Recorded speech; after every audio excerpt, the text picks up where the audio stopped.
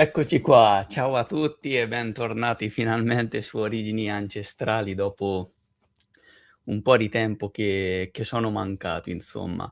Innanzitutto abbraccio tutti coloro che sono in questo momento in chat. Ciao Claudio, ciao Deborah, ciao Vania, ciao Mary, ciao Nicola, è un piacere veramente vedervi qui dopo tanto tempo. Ci voleva ritornare in live e ritorniamo in live con un argomento forse uno degli argomenti più interessanti del Medioevo e della storia in generale. Allora, ehm, diciamo che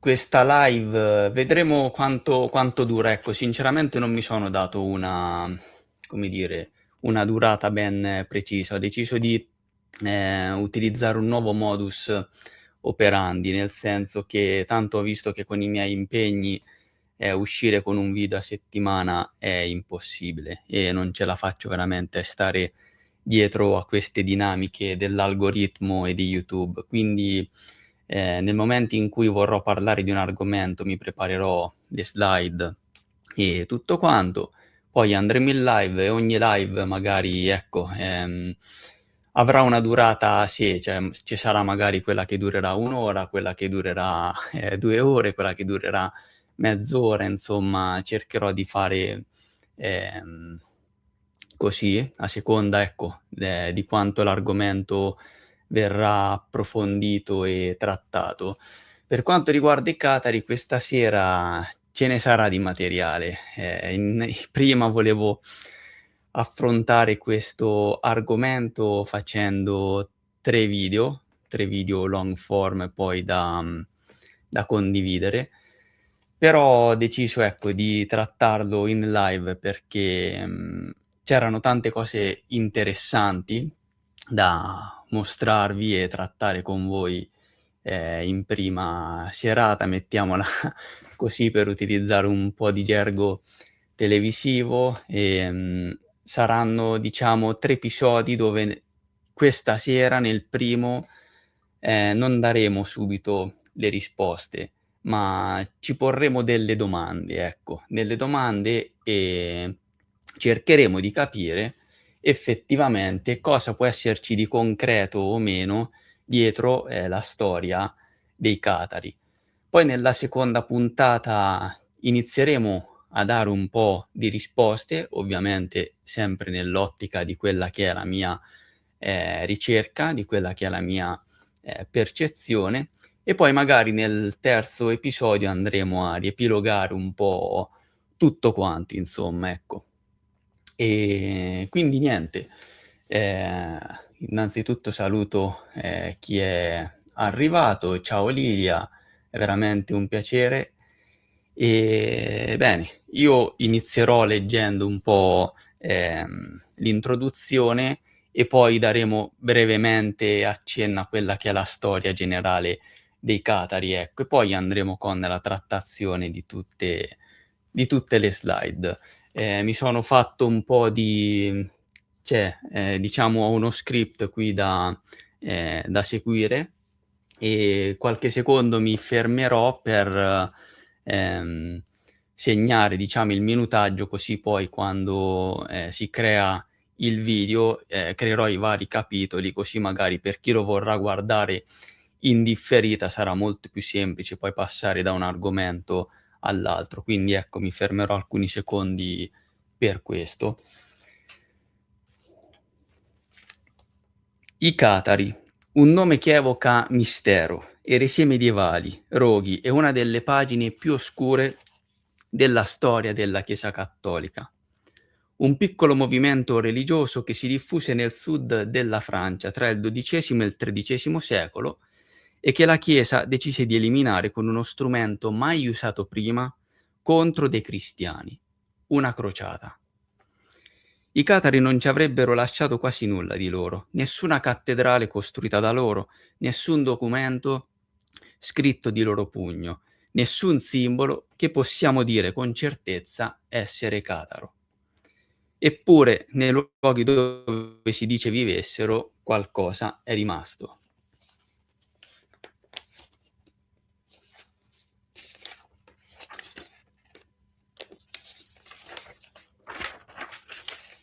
Castelli imponenti che dominano le vette dei Pirenei, cattedrali con croci che non assomigliano a quelle cattoliche. Uno strano legame tra tutto questo e una nobiltà potente, ricca, militarmente strutturata, che la storia ufficiale ci dice proteggesse questi asceti pacifici, senza mai spiegare però davvero perché.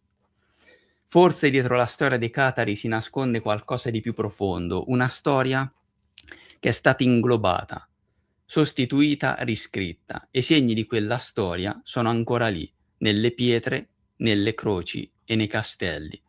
Ed è lì che inizia il nostro viaggio. Partiamo dalla versione ufficiale, quella che trovate sui libri di scuola, sulle enciclopedie e nei documentari televisivi che intorno ai primi anni del Novecento, insomma, nei primi anni '90, ehm, e nei primi del Novecento, anni '50 e quant'altro, insomma, sono cominciati a diventare popolari. La storia ufficiale ci dice che nel X-XXI secolo in Europa occidentale, soprattutto nella Francia meridionale, sorse una nuova dottrina cristiana, i cui seguaci furono chiamati Catari. In seguito cominciarono ad essere chiamati anche albigesi, nome derivato dalla città di Albi, considerata una delle città principali dell'eresia catara. La religione catara è cristiana, ma differisce dal cristianesimo ortodosso e cattolico perché si basa su un concetto dualistico. Alla base della loro dottrina c'è l'opposizione tra due principi, il bene e il male. Esiste un solo Dio, il Dio del bene. Il male è il principio inferiore che ha creato il mondo materiale e il tempo. I più devoti tra loro, i cosiddetti perfetti, conducevano una vita di assoluta austerità, niente carne, niente sesso, niente proprietà privata. I semplici credenti invece seguivano una vita normale, ma ricevevano dai perfetti una sorta di battesimo spirituale chiamato consolamentum. L'eresia catara si diffuse ampiamente. Le principali diocesi erano quattro: Agen, Albi, Carcassonne e Tolosa. I catari godevano della protezione della nobiltà occitana locale, i conti di Tolosa, i conti di Foix, la casata dei Trincavel e Carcassonne, famiglie potenti, con castelli, eserciti, terre enormi. La risposta della Chiesa fu durissima. Nel 1209 nel 1209 Papa Innocenzo III indisse la crociata albigese, la prima crociata nella storia della Chiesa istituita contro altri cristiani. Una guerra che durò 20 anni e devastò l'intera regione. Poi, a partire dal 1233, nacque l'Inquisizione, creata appositamente per stanare gli ultimi catari sopravvissuti. Il culmine fu l'assedio di Montségur nel 1244, dove 200 perfetti furono bruciati vivi ai piedi del castello. Questo evento segnò la scomparsa dei catari dalla storia. Questa è la versione ufficiale, semplice, apparentemente coerente, drammatica, ma guardandola da più vicino cominciano ad emergere delle crepe.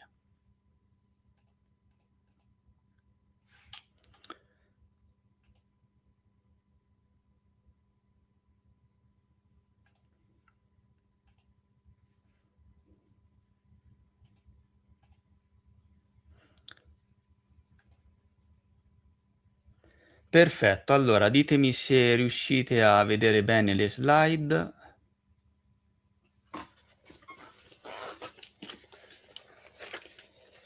Allora, volevo dirvi, giustamente mi sono dimenticato, come al solito inizierò, diciamo, la trattazione, andrò avanti e poi magari se ci saranno delle domande, le lasceremo alla fine, ecco. Quindi intanto voi magari segnatevi, qualche spunto di riflessione, qualche domanda che poi, cercheremo di trattarle alla fine se ci saranno. Benissimo, quindi come abbiamo detto la prima crepa riguarda proprio, le basi di questa storia su cui si fonda, ovvero le fonti storiche. Perché noi principalmente, da quello che ci dice la storia ufficiale, sappiamo di questa vicenda tramite le fonti dell'Inquisizione, quindi di coloro che perseguitarono i catari, e di quelle poche fonti considerate catare originali, scritte per mano loro e che sostanzialmente descriverebbero quella che era la dottrina dualista alla base dei catari e quindi anche magari come si svolgeva la loro liturgia. Una di queste è il rituale cataro di Lione e l'altra è il libro dei 2 principi. Il fatto è che però, analizzando effettivamente le fonti, anche andando a studiare un po' quello che è il dibattito interno alla comunità storica accademica, emergono delle versioni contrastanti, soprattutto dall'analisi di queste fonti, soprattutto dei documenti dell'Inquisizione. Diciamo che emergerebbe una realtà differente rispetto alla concezione comune che si ha, perché, ripeto, la storia ufficiale ci dice appunto, no, che quanto sappiamo di Catari arrivi dalle fonti dell'Inquisizione, ma nel momento in cui si va ad interrogare queste fonti, emergerebbe in realtà una realtà, scusate la ripetizione, molto differente. Veniamo ad esempio al rituale cataro di Lione. Innanzitutto, noi non abbiamo l'originale di questa fonte storica, ma è disponibile soltanto una copia del XIX secolo, su cui sarebbe trascritto un presunto originale del XIII secolo. Questa è la datazione ufficiale, ma ormai per chi segue questo canale sa benissimo che non possiamo dare, totalmente fiducia a quelle che sono le datazioni ufficiali. E infatti, ecco, un'altra cosa che volevo dire è che questa sera non si andrà a trattare la storia dei Catari nel senso, comune, come è stato fatto da tantissimi scrittori nel tempo, ma la tratteremo dal punto di vista, cronologico per capire effettivamente cosa può esserci di concreto o meno. Però, non sarà comunque meno interessante perché in realtà, il quadro che emergerà sarà, davvero sorprendente. Ecco, quello che ho potuto constatare dalle mie ricerche è che comunque, emerge una situazione che, si può ritrovare anche all'interno del dibattito storico accademico, quindi anche gli accademici e gli storici che si sono trovati a studiare rispetto a questa storia, non si trovano d'accordo e si sono create 2 correnti di pensiero differenti e questo contribuisce a gettare ancora più mistero, verso questa storia. Quindi, abbiamo questo rituale cataro di Lione, che descriverebbe comunque, i riti liturgici all'interno della chiesa, occitana, catara, però, diciamo che non possiamo fidarci tantissimo della sua datazione. L'altra fonte storica considerata catara originale si chiama il Libro dei 2 Principi. E questo libro è molto importantissimo perché andrebbe, a mettere la parola fine su quella che è una delle diatribe più discusse all'interno della comunità storica scientifica, scusate, rispetto alla storia dei catari. Questo libro dei 2 principi, fu riscoperto soltanto nel XIX secolo dal frate domenicano Antoine Dondain nella Biblioteca Nazionale di Firenze. Sarebbe attribuito a un italiano, identificato con Giovanni Dalugio, ed era rimasto nascosto per secoli nelle biblioteche domenicane, fino poi ad essere riscoperto finalmente nel XIX secolo. Ma perché questo libro è importante, appunto? Perché uno dei principali dibattiti che c'è, per quanto riguarda la storia di Catari, è il fatto che esistesse o meno una dottrina sistematizzata di tipo dualista di derivazione manichea nel sud della Francia, con una controchiesa, strutturata, quindi con vescovi, diaconi, eccetera, c'è una parte degli storici che sostiene questo, che nel sud della Francia ci fosse questa controchiesa che quindi simboleggiasse un po' la rivalità alla Chiesa cattolica di Roma del tempo, che si sviluppava su una professione di fede cristiana di tipo dualistica di derivazione manichea. Ma c'è un'altra corrente di storici invece che non è assolutamente d'accordo. Però anche la situazione intorno a, questo libro dei 2 principi è alquanto strana. Innanzitutto la circostanza del ritrovamento ci deve far pensare. Noi l'abbiamo visto, in molti video, no, riguardo soprattutto allo stato delle fonti considerate antiche che andrebbero a comprovare la storia scaligeriana antica e anche medievale. Porteremo poi, visto che ho fatto anche altre ricerche in merito, altri, personaggi del passato che hanno contribuito a svelare tantissime cose interessanti su quella che è la natura delle fonti medievali e antiche considerate oggi, dei dogma impossibili da mettere in discussione. In realtà emergerebbe una situazione molto differente. E sappiamo ad esempio, no, per quanto riguarda le fonti antiche come guarda caso vennero riscoperte tutte dai diciamo dagli umanisti. Le copie originali non sono state mai trovate, noi abbiamo soltanto delle copie di copie più tarde, appunto, scritte e riscritte da questi, umanisti. Ci sono stati altri scrittori del passato come Ross, ad esempio, che ha fatto un interessante trattato come ad esempio Poggio Bracciolini, potrebbe essere, l'umanista dietro il famoso, ehm, Tacito se non sbaglio. Scusate vado a vedere un attimo, perché non vorrei dire una cavolata. Vabbè, mi riserverò di andare a controllare questa questa informazione. Comunque sia, noi abbiamo tutta questa situazione riguardo alle fonti storiche scritte, considerate antiche e anche medievali, e la stessa cosa riguarda anche appunto, queste fonti considerate catare originali. Anche perché, cioè, secondo me è molto strano il fatto che un documento così importante rimanga, diciamo occultato o rimanga nell'oblio senza che nessuno ne sapesse, ne conoscesse l'esistenza fino al XX secolo.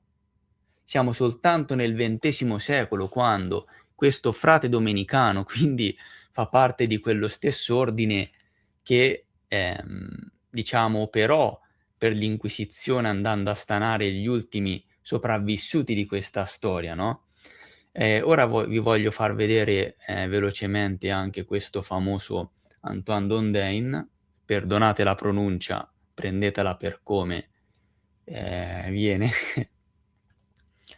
Eccolo qui. Questo è il famoso frate domenicano Antoine Dondain che ritrovò questo documento molto importante. Quindi ecco, diciamo che la situazione intanto intorno alle fonti catare originali, o almeno considerati tale, non è, del tutto chiara.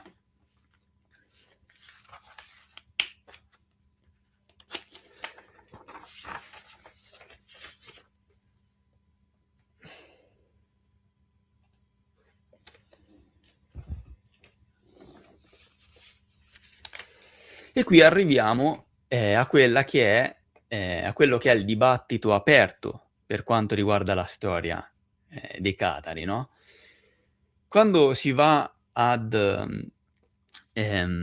analizzare i documenti, appare una realtà ben differente. Allora, come dicevo prima, innanzitutto dagli studiosi emergono, delle idee contrastanti. Una parte di essi, la parte più critica e scettica, sosterrebbe appunto che non ci sarebbero prove dell'esistenza di una, teologia diffusa, dualista e di origine manichea, per intenderci, quella che si basa sui 2, principi, no, dove c'è il dio, benevolo che appunto sì, il dio benevolo e quello malvagio che governa il tempo e il mondo. L'anima umana è una scintilla divina che dovrebbe essere, diciamo, liberata dalle costrizioni del mondo, malvagio, mettiamola così, ehm, governato dal mondo malvagio, e questa liberazione dovrebbe avvenire attraverso l'agnosi, appunto, da cui deriva anche il termine gnosticismo, appunto, oltre che l'ascesi e una ritualità, diciamo dei rituali purificatori. Ecco, questo è il manicheismo, che sostanzialmente si basa su delle categorie antiche, tra cui possono rientrare i famosi Esseni della storia, no, avvicinati a Gesù Cristo. Ehm, e quindi diciamo sarebbe il famoso cristianesimo gnostico. Però appunto, diciamo dagli interrogatori degli inquisitori non emergerebbe quasi nulla riguardo a questa dottrina dualista, perché allora, nei rituali scusate, negli interrogatori degli inquisitori non ci sarebbe menzione appunto, di questa dottrina dualista nel sud della Francia. Nemmeno appunto, nei documenti dei contatti tra i monaci cistercensi e i presunti eretici stessi. Non c'è nessun accenno nemmeno nei resoconti dei legati papali e appunto, come dicevamo, negli stessi documenti. Da quello che emerge invece sarebbe un brodo tiepido di credenze, quindi un insieme di più credenze, di comunità, di predicatori sparsi, anche itineranti, che non erano però necessariamente affiliati alla Chiesa cattolica, quindi costituivano una presenza individuale e si facevano chiamare dei buoni uomini buoni, buoni cristiani, perché professavano un po' il cristianesimo delle, origini, ecco, che quindi era più votato alla povertà.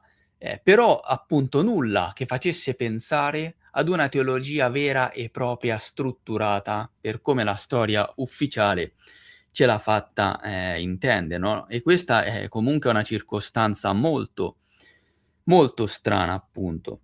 Inoltre, quello che emerge è che si saprebbe pochissimo in generale delle eresie, perché qualsiasi ovviamente testimone di eresia, come ad esempio le encicliche che chiedono la persecuzione e le scomuniche e anche le crociate del tempo, in realtà, poi le cronache stesse, come i sermoni, sarebbero molto generiche, non ci sarebbe nulla di specifico e per oltre 75 anni le testimonianze dell'Inquisizione spesso dipingono, scusate, vividi quadri di comunità, ma non di una singola eresia. Quindi non c'era nulla che potesse catalogarsi al tempo come una singola eresia nel sud della Francia, almeno appunto per come, c'è stata raccontata oggi dalla storia ufficiale.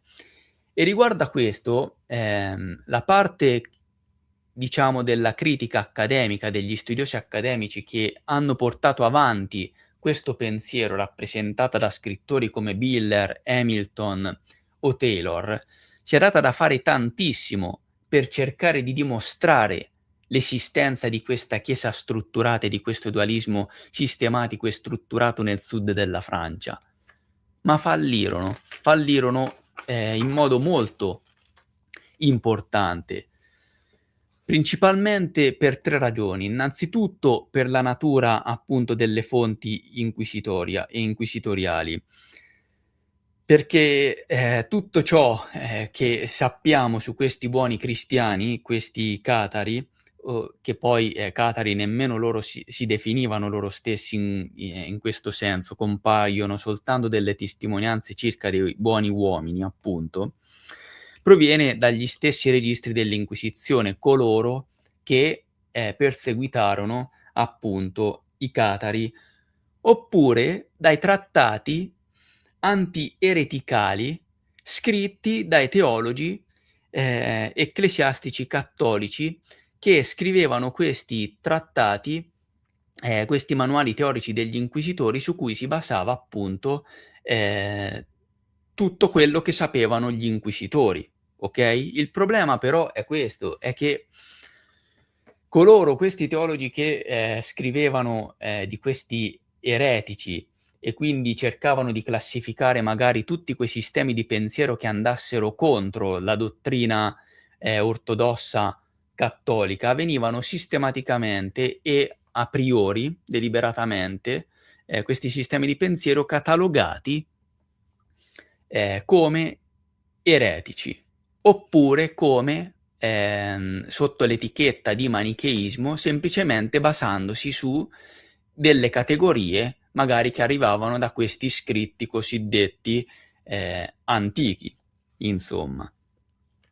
Uno di questi teologi era Alain Delille, che poi tra l'altro lo vedremo contribuì a, dare il nome, Catari. Questo lo vedremo poi sulla seconda puntata. Un altro fu Jacques de Vitry, che erano tutti teologi formatisi a Bologna o a Parigi e che non ebbero mai un contatto diretto con le eresie e soprattutto con il manicheismo. Quindi si basavano soltanto, su queste categorie precedentemente scritte, ma che però non erano state, diciamo, interrogate, verificate al 100%.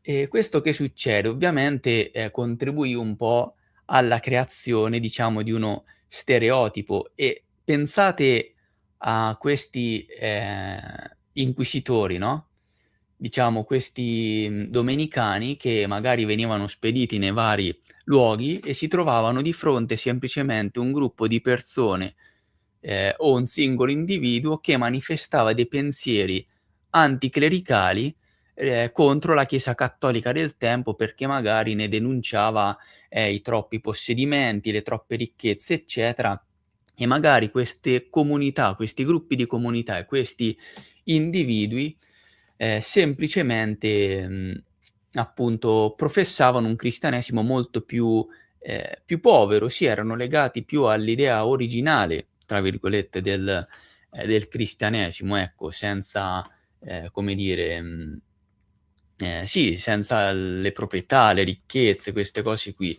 E questi inquisitori conducevano gli interrogatori con il fine, appunto, ehm, di far quadrare le risposte con il paradigma dualista, perché loro avevano già il preconcetto, il paradigma nelle loro menti di questo manicheismo e di questo dualismo. Quindi, visto che il dualismo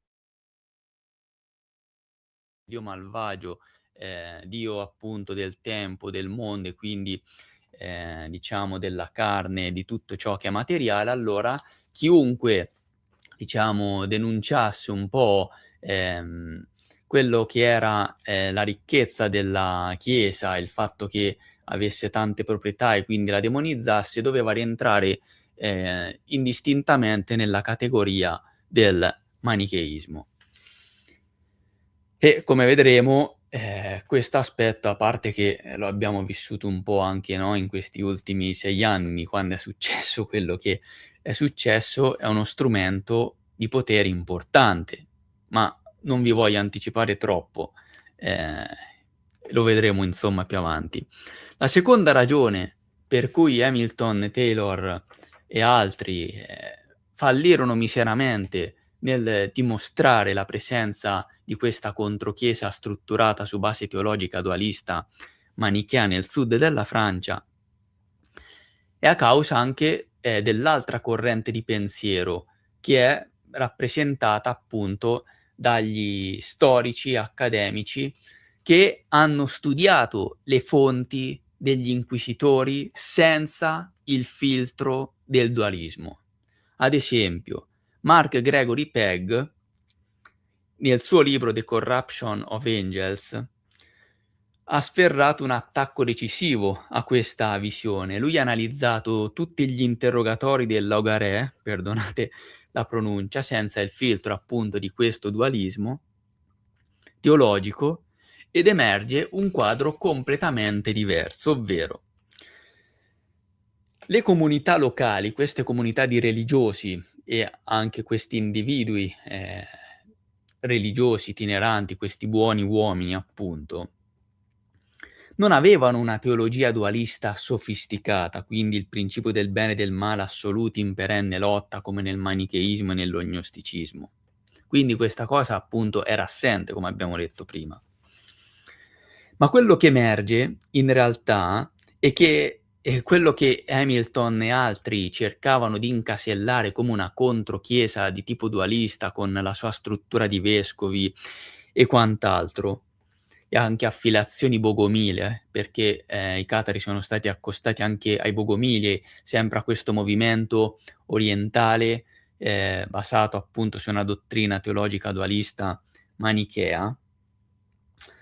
Ehm, Era in realtà quello che era presente sul suolo, nella regione appunto del sud della Francia, era una rete sociale e parentale, che era profondamente, anticlericale, quindi diciamo aveva una visione un po' opposta, diversa rispetto a quella della Chiesa cattolica di Roma, che rifiutava magari la corruzione, i sacramenti, della Chiesa cattolica e le stesse decime della Chiesa di Roma, okay, quindi anche qui appunto non emerge nessuna controchiesa in senso lato. Magari queste piccole comunità facevano comunità, tra di loro, si sostenevano a vicenda, non volevano avere nulla a che fare con la Chiesa cattolica di Roma, si facevano gli affari loro e trovavano appoggio anche alla nobiltà, del luogo, appunto. Quindi, la sintesi di tutto questo è che, da ciò emerge appunto che in realtà, non si può affermare con certezza che esistesse una chiesa cristiana, basata su una teologia dualista di derivazione manicheea nel sud della Francia, però non esistevano nemmeno, dei gruppi religiosi che potessero essere etichettati effettivamente e che avessero, questa teologia dualista sistematica. Perché? Perché diciamo, questo dualismo sistematizzato compare soltanto nei manuali teorici degli inquisitori dal XIV secolo in poi, ma vedremo come anche potrebbero essere datati in realtà anche al XV e XVI secolo, appunto. Okay, quindi, semplicemente questo dualismo inizia a comparire, ehm, sulla carta scritta come "testimonianza" tra virgolette, in periodi molto più tardi di quelli narrati dalla storia ufficiale. Oltre a questo, si aggiunge il fatto che il nome Catari, non lo usava nessuno. Gli stessi gruppi, queste comunità, non usavano questa parola per definirsi. Si definivano cristiani, buoni uomini, appunto, come si faceva nel cristianesimo delle origini, quando appunto nacque. Ma anche qui, guarda caso, chissà perché, iniziano ad esserci delle discussioni, a verificarsi delle discussioni e questi primi movimenti religiosi, questo boom avviene soltanto dal XII secolo in poi e lo vedremo anche quando tratteremo la storia in chiave nuova, cronologia e anche quando comunque porteremo anche, altri personaggi che hanno messo in discussione la cronologia scrigeriana di cui vi parlavo all'inizio della live, dove indirettamente ci arrivano dei segnali che ci fanno capire come in realtà questi movimenti, questo cristianesimo apostolico, cattolico come lo conosciamo oggi, comunque il cristianesimo in generale, inizia la sua massima espansione in realtà nel, ehm, XII secolo. Ancora, ribadiamo, non c'è nessuna traccia del dualismo, del rifiuto della materia, del manicheismo negli interrogatori. Non emerge in realtà nulla di tutto questo. Ma chi usava il termine cataro? Solo i teologi formati a Parigi, come Alain de Lille, che poi è stato colui che ha coniato il termine cataro, Jacques de Vitry, che però non ebbero mai contatti diretti con questi presunti eretici, capito? Quindi, cioè loro descrivevano delle eresie, e magari di questi eretici li denunciavano, però sinceramente, non c'erano mai entrati in contatto. E non lo utilizzavano nemmeno, questo si può, trovare anche nella storia ufficiale, comunque tutto quello che vi sto, raccontando questa sera si può trovare, ripeto, nella storia ufficiale tra i dibattiti che ci sono all'interno della, ehm, storia e storiografia accademica della comunità, storica appunto. Bernardo di Chiaravalle e i cistercensi non usavano nemmeno loro, diciamo il termine catare, okay? Come accennato prima, questi studiosi parigini utilizzavano dei modelli antichi di eresia, i famosi dualisti manichei, i catari degli scritti agostiniani, per insegnare il cattolicesimo ortodosso nel XII secolo, non per descrivere qualcosa che avevano osservato, okay? Quindi era tutto molto abbastanza, pregiudizievole e arbitrario. Ehm, e quindi tutto questo ha portato necessariamente a quel dibattito di cui, vi parlavo prima, a queste 2 correnti nella storiografia, appunto, chi sostiene dell'esistenza della Chiesa catara organizzata con teologia dualista strutturata e una corrente scettica che è rappresentata da Peg, Moore, Zerner, Brun, Thierry e altri, che loro sostengono che non esisteva nulla in quella regione riconducibile a Catari, come dipinti dalla storia ufficiale. Sostengono che le prove indicano qualcosa di frammentato, locale, privo di centro organizzato, se si vuol parlare effettivamente, di queste comunità, storiche nel sud della Francia, scusate, queste comunità, religiose, di qualcosa di molto più locale. E ti dicono che la struttura con vescovi, diaconi e la dottrina sistematizzata in realtà sarebbe una ricostruzione retrospettiva prodotte dalle stesse istituzioni che perseguitarono gli eretici. Ora aspettate un attimo, scusate che mi sono scordato come al solito, dovevo segnare il minutaggio e adesso che mi sono ricordato ne approfitto per farlo.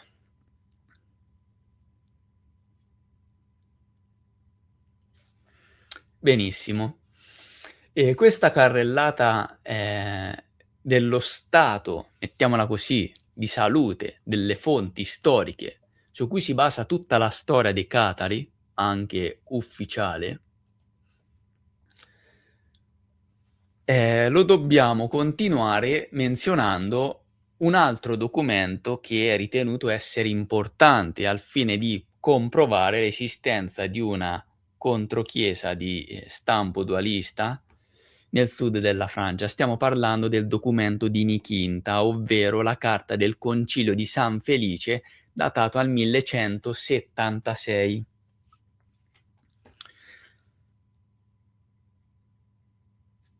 Il fatto però, qual è? Allora, innanzitutto questo documento descrive una riunione in cui fu fondata, presumibilmente questa chiesa eretica con vescovi e diaconi. Che succede però? Che sebbene questo documento, sia datato nel 1176, in realtà, esiste soltanto una copia del XVII secolo, che per giunta è stata ritrovata, nel retro di un manoscritto, di un libro, scusate, scritto da uno storico che era al tempo già noto per aver prodotti documenti di dubbia autenticità. E stiamo parlando dello storico, Guillaume Bess, scusate la pronuncia, comunque Guglielmo Bess, ecco, ve la dico in italiano, che è vissuto nel XVII secolo. Ehm, diciamo la sua opera è l'opera che descrive la storia dei duchi, dei Marchesi e Conti di Narbonne che, fu pubblicata a Parigi nel 1660. E questa carta del Concilio di San Felice era nelle ultime pagine di questo libro. E qual è la versione di Guillaume Bess? Lui dice che ritrovò questo scritto, una copia del XIII secolo, una copia dell'originale, che però l'originale è andato perduto, quindi lui si basò su questa copia del XIII secolo. Lui la trascrisse, scusatemi, ci viene da ridere perché diciamo che ci sono sempre queste circostanze un po' strane, no, nel racconto di quelle che poi dovrebbero sembrare come delle prove indiscusse e indissolubili all'interno della storia scaligeriana, quelle che tu non puoi mettere in discussione perché se no sei esattamente un eretico, però le stesse storie poi sono veramente, insomma, fanno ridere, ecco, fanno sorridere. Lui trascrive questo documento, lo copia nel XVII secolo, nel momento in cui appunto lui pubblica la sua versione, la stessa copia del XIII secolo scompare, ok? Scompare nel nulla. Quindi rimane soltanto la copia del XVII secolo di Guillaume Bess. Ma la cosa non finisce qui, perché nel 1999 poi i più autorevoli paleografi e filologi esaminarono il documento che era stato precedentemente datato ufficialmente al XII secolo e stimarono che non era assolutamente del XII secolo, ma appunto del XVII secolo. E ricordate questa data del XVII secolo perché tornerà più volte in questa storia.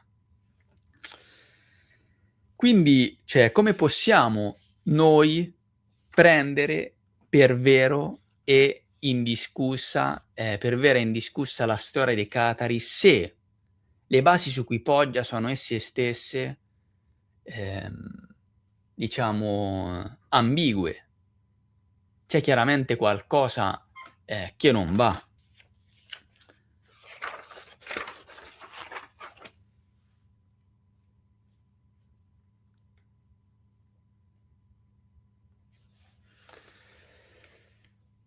Quindi diciamo che lo stato delle fonti su cui poggia questa storia non è il massimo e ne dobbiamo prendere atto. Io sono consapevole che c'è chi magari ha studiato da tempo, ed affrontato da tempo la storia dei Catari, perché comunque è drammatica, è anche un po' eroica, no, questo piccolo gruppo di persone che venne sistematicamente, diciamo, perseguitato e che poi finì, male. Questa storia si porta dietro poi tantissime leggende, insomma, no, la vedremo dopo, quella del Sacro Graal, la connessione, con i Templari, eccetera. Io non sto dicendo che tutto questo non esiste, però, da quello che emerge dalla mia ricerca vorrei cominciare a diciamo, a mostrare la storia dei Catari da un'altra angolazione e magari anche la questione del Sacro Graal e dei Templari, potrà essere effettivamente, collegata, ma magari sotto una prospettiva differente, sotto una chiave di lettura differente. Ora questa sera non verrà, trattata direttamente quest'aspetti insomma. Ripeto, questa sera daremo più delle domande che delle risposte, però sono delle domande, indispensabili, perché dobbiamo cominciare diciamo a far, girare i nostri pensieri, la nostra mente critica, ad utilizzarla e a non prendere tutto quello che ci viene, propinato come vero e indiscusso.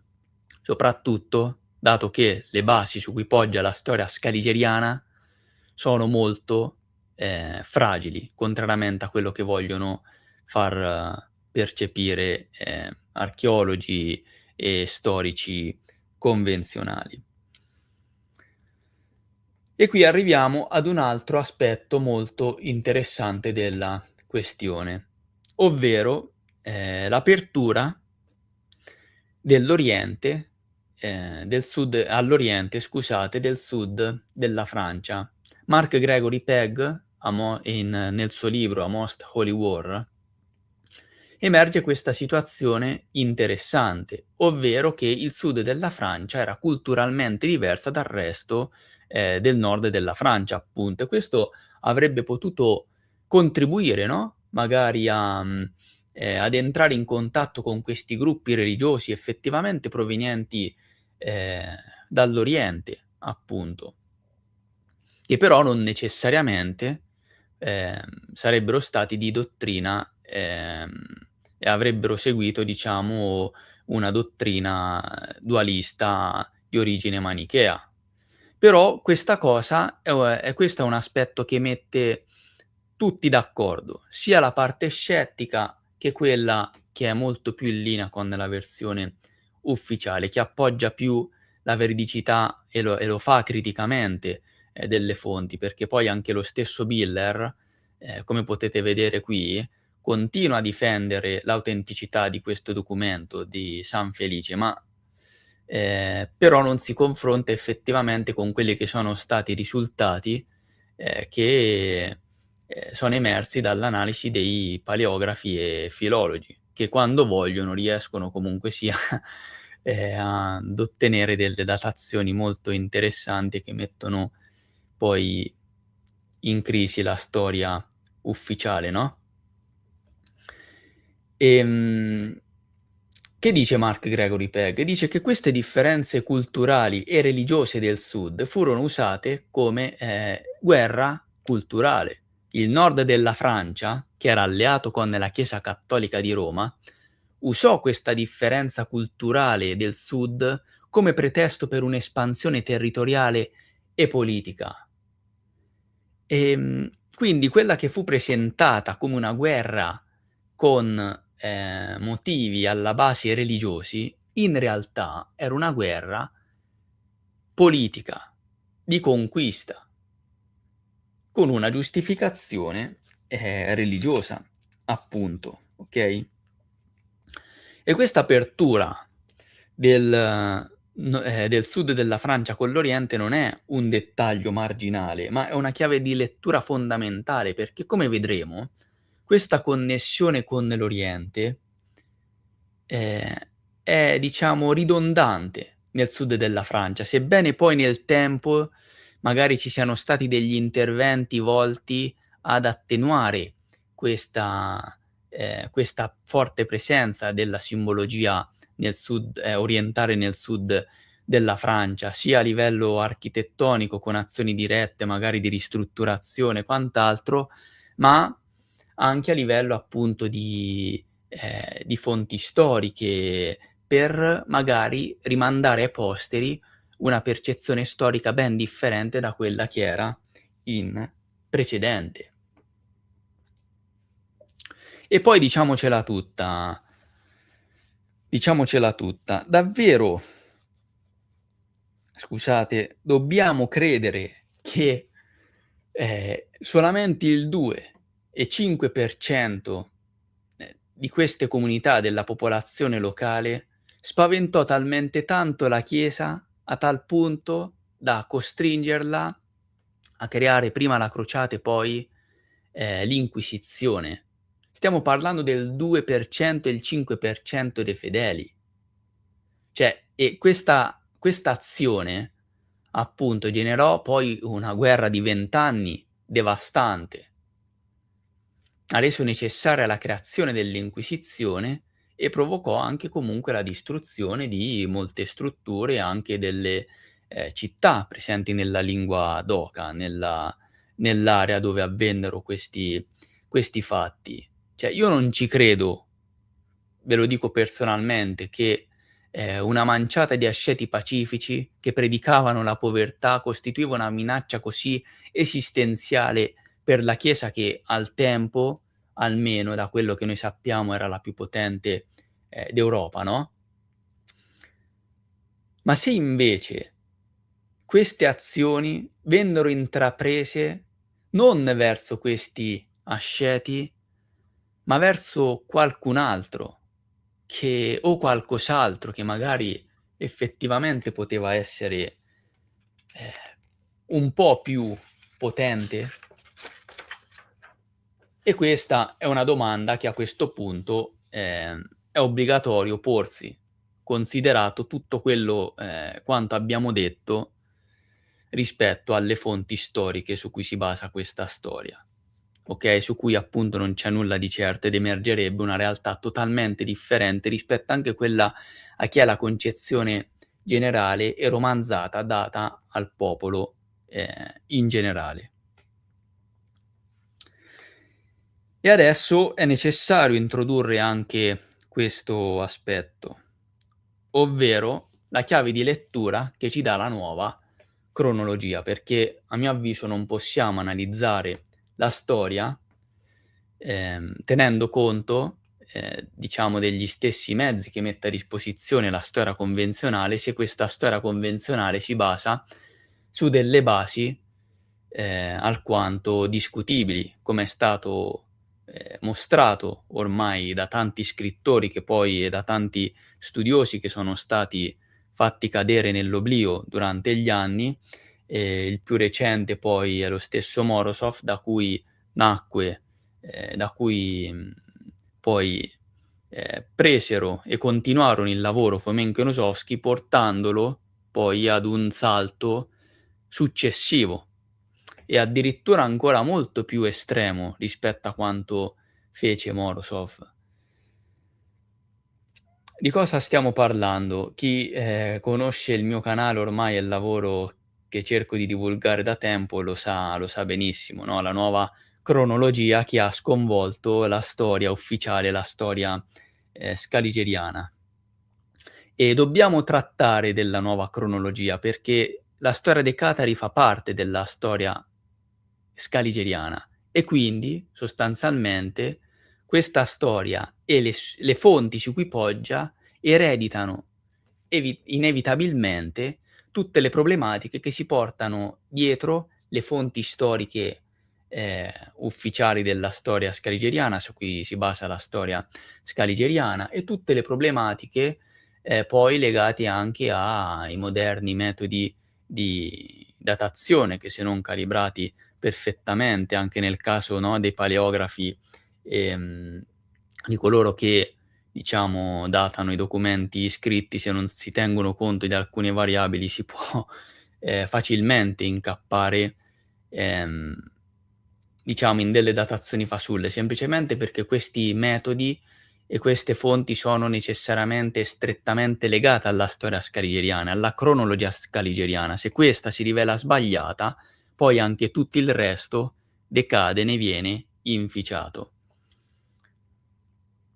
Le analisi statistico-matematiche e astronomiche della nuova cronologia, elaborate da Fomenko e Nosovsky, brevemente, ci hanno, dipinto un quadro della situazione molto diverso, ovvero la cronologia convenzionale innanzitutto sarebbe stata ufficialmente ampliata. La storia che si conosce in realtà è quella che è compresa tra i secoli X e XVII.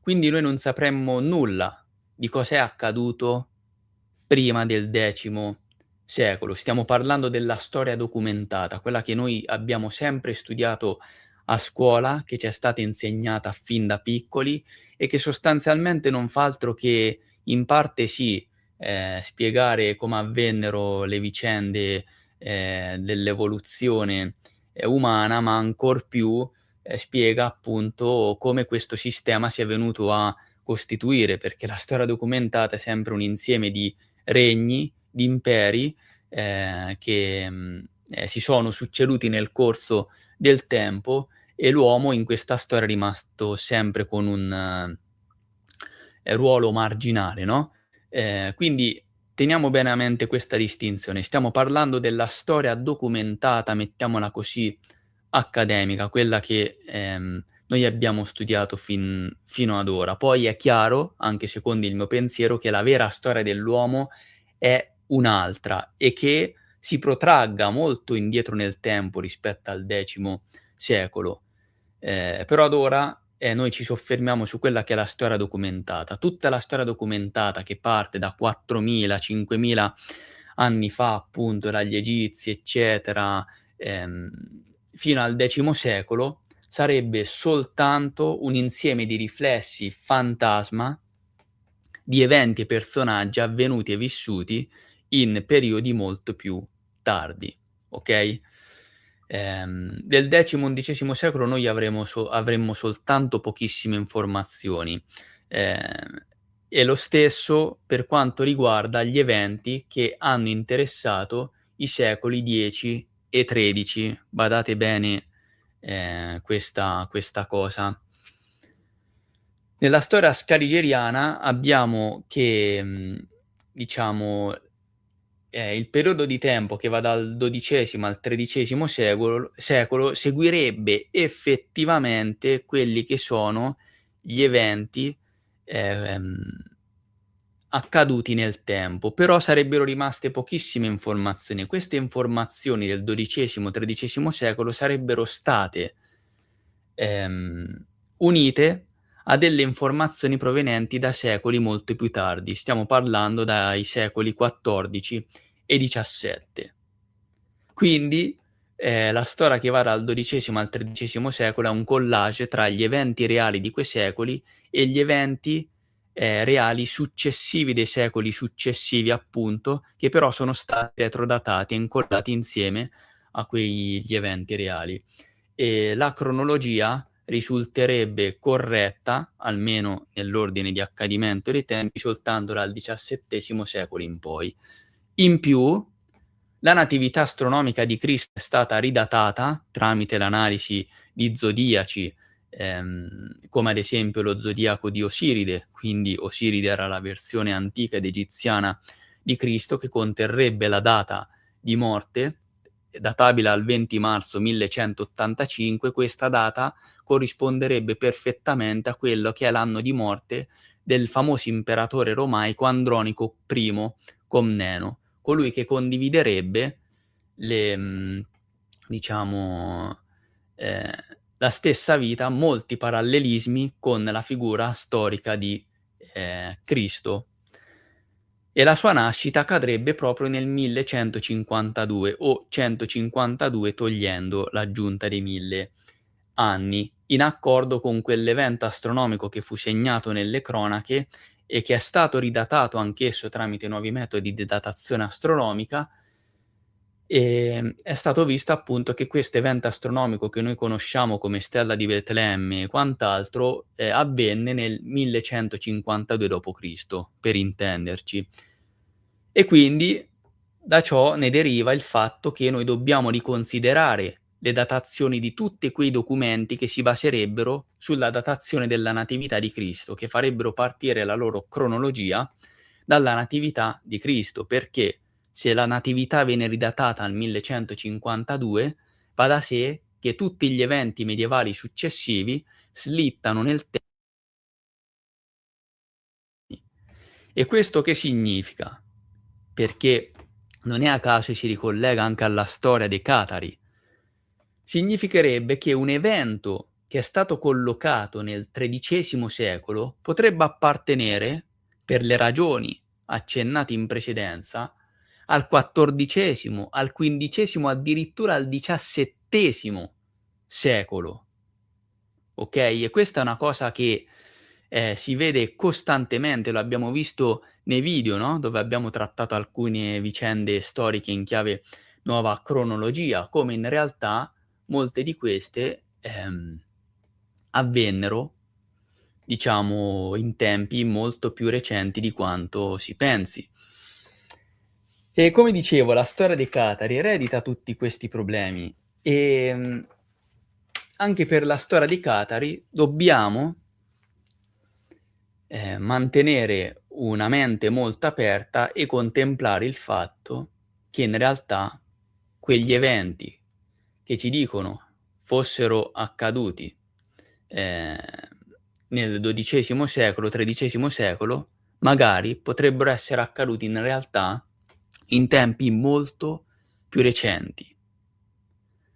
E forse i protagonisti di questa storia non erano il 2-5% di eretici dualisti, ma altri. Veniamo ora, ad un altro elemento importante di questa storia. Stiamo parlando dei famosi castelli catari.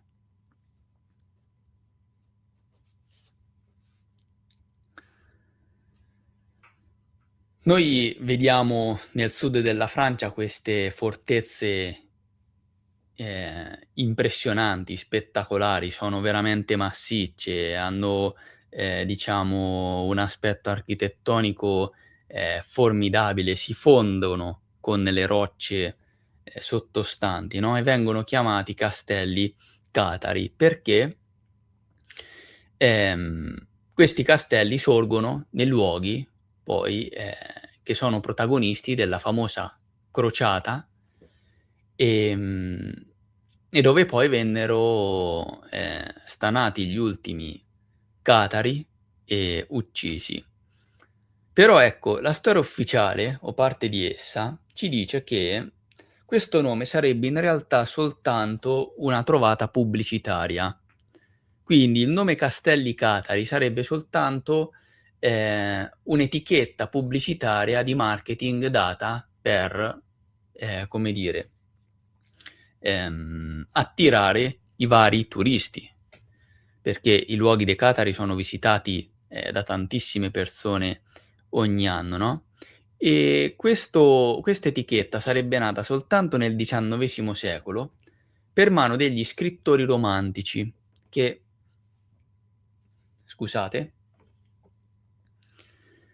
che entrarono in possesso delle memorie di questi eventi e decisero di visitare i luoghi protagonisti e credettero appunto che queste distruzioni dei castelli che vediamo oggi fossero il risultato dell'aggressione della crociata del 1209. Infatti la storia ufficiale ci dice che, ehm, diciamo questi castelli vennero distrutti con l'uso di catapulte e altre armi di artiglieria pesanti databili al XII secolo. Però la stessa storia ci dice che in realtà quindi perché, questi castelli catari, in realtà non sarebbero nemmeno catari, ma sarebbe un nome pubblicitario, perché questi castelli non sarebbero quelli che, vennero utilizzati dai catari per rifugiarsi, perché questi castelli che vediamo oggi nascono soltanto nel XIII secolo per mano della corona francese dopo la vittoria sui catari che, in alcuni casi distrusse i castra appartenuti alle famiglie nobiliari occitane del tempo, ricostruì questi castelli. Questi castelli presero la forma attuale che vediamo oggi soltanto dal XIV secolo in poi tramite ristrutturazioni, rimasero in funzione fino al XVII secolo, o intorno alla seconda metà del XVII secolo, per poi essere completamente tutti abbandonati e distrutti. In alcuni casi, in alcuni siti sarebbero state trovate delle tracce di mura databili ai secoli XII e XIII. Dei precedenti residui, insomma, archeologici, che quindi la storia ufficiale, ci dice, fossero i famosi castra appartenuti alla nobiltà occitana che costruiva queste piccole fortezze, ecco. In altri casi invece non sono stati rinvenuti questi resti, di mura databili ai secoli XII e XIII. Quindi abbiamo soltanto i castelli che noi vediamo oggi. Il fatto è che, è la storia di questi castelli che suona alquanto, strana. Innanzitutto, nel caso in cui, si dice che questi castelli andarono incontro alla fine che vediamo oggi a causa di, ehm, come dire, a causa di, eventi atmosferici, non è tanto credibile, perché andando là in quel luogo si vede che lì è successo un qualcosa di molto pesante e forse, chi lo sa, l'artiglieria pesante utilizzata magari era molto più avanzata delle catapulte o dei trabocchi? Facciamoci questa domanda. Questi castelli condividono lo stesso schema: distrutti nelle loro versioni precedenti, ricostruiti e poi modificati, ampliati e poi ridistrutti. Questa ovviamente, può essere una storia, no, credibile, perché, può accadere che una cosa viene distrutta, poi ricostruita e poi distrutta, ma è la storia della seconda distruzione che, ci fa venire qualche dubbio, fa sorgere qualche dubbio. Ora non elencherò tutti i castelli, ne vedremo, solamente alcuni. Però ad esempio prendiamo, come esempio il castello di Roquefixade, no, che emerge dalla storia ufficiale intorno al XIV secolo, okay, quindi siamo dopo le crociate, dopo che i catari vennero distrutti. Rimase in funzione fino al XVII secolo, fino al 1632, ormai sotto il dominio della corona francese, che quindi entrò in possesso anche delle terre del sud della Francia, quando re Luigi XIII, mentre viaggiava verso Tolosa per sedare una, rivolta, si fermò davanti al castello, lo fissò e ordinò che venisse distrutto. Così. E qual era la motivazione? Qual è la motivazione che, viene data dalla storia ufficiale, dagli storici? Che semplicemente questo castello ormai aveva perso la sua utilità strategica e quindi era diventato poi troppo costoso da mantenere e allora fu distrutto. Un altro castello molto importante nella storia dei Catari, l'ultima roccaforte dei Catari, collegata anche alla leggenda della del Sacro Graal, perché in questo castello si dice che gli ultimi Catari sopravvissuti, prima di uscire e andare incontro alla, morte, dopo essere stati bruciati prima di essere bruciati sul rogo, diciamo, misero al sicuro il tesoro. Si dibatte ancora oggi su che cosa potesse essere questo tesoro e molti sostengono che questo tesoro, scusate, era proprio il Sacro Graal. Altri semplicemente magari, sostengono che si tratta del tesoro delle offerte accumulate da questa chiesa catara, eccetera, però è molto predominante la leggenda del Sacro Graal. Comunque anche questo castello viene abbandonato nel XVII secolo e si dice che poi gli eventi atmosferici abbiano fatto il loro corso e abbiano portato alla distruzione del castello fino allo stato che vediamo oggi. Quindi oggi resterebbero soltanto i resti della cintura esterna delle mura. Un altro esempio è il castello di Puy-la-Rennes, perdonate ancora la pronuncia, anch'esso fu abbandonato dopo il Trattato dei Pirenei del 1659 perché, il confine ormai la guerra tra la Francia e la Spagna era, cessata, quindi il confine della Francia si era spostato più a sud, non c'era più necessità di tenere attivo questo castello e nel 1659 questa fortezza, come molte altre, così di punto in bianco smise di essere utilizzata, abbandonata. Ora, come abbiamo visto, ehm, questa storia è molto strana, perché le giustificazioni ovviamente non reggono. Perché?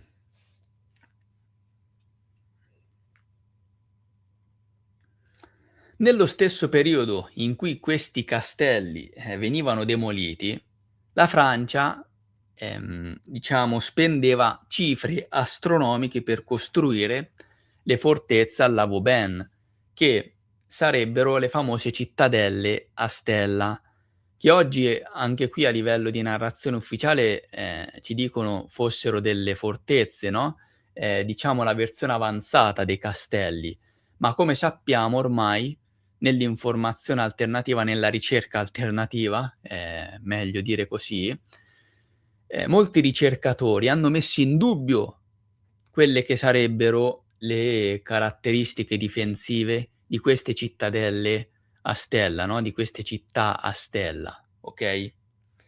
E anch'io, personalmente nutro dei seri dubbi del fatto che queste cittadelle a forma di stella fossero difensivamente molto più avanzate rispetto a quei bastioni lì, insomma. Quindi in realtà, anzi, tra un po' era, più conveniente continuare ad utilizzare quelle fortezze piuttosto che creare tutte queste cittadelle a stella, nella Francia, che si ritrovano poi in tutto il mondo, ecco. E soprattutto, se comunque erano difficili da mantenere questi castelli, la corona francese avrebbe dovuto, no, impiegare tantissime altre risorse economiche per, diciamo assoldare appunto, per incaricare i soldati di distruggere, queste fortezze come appunto è stato fatto, no?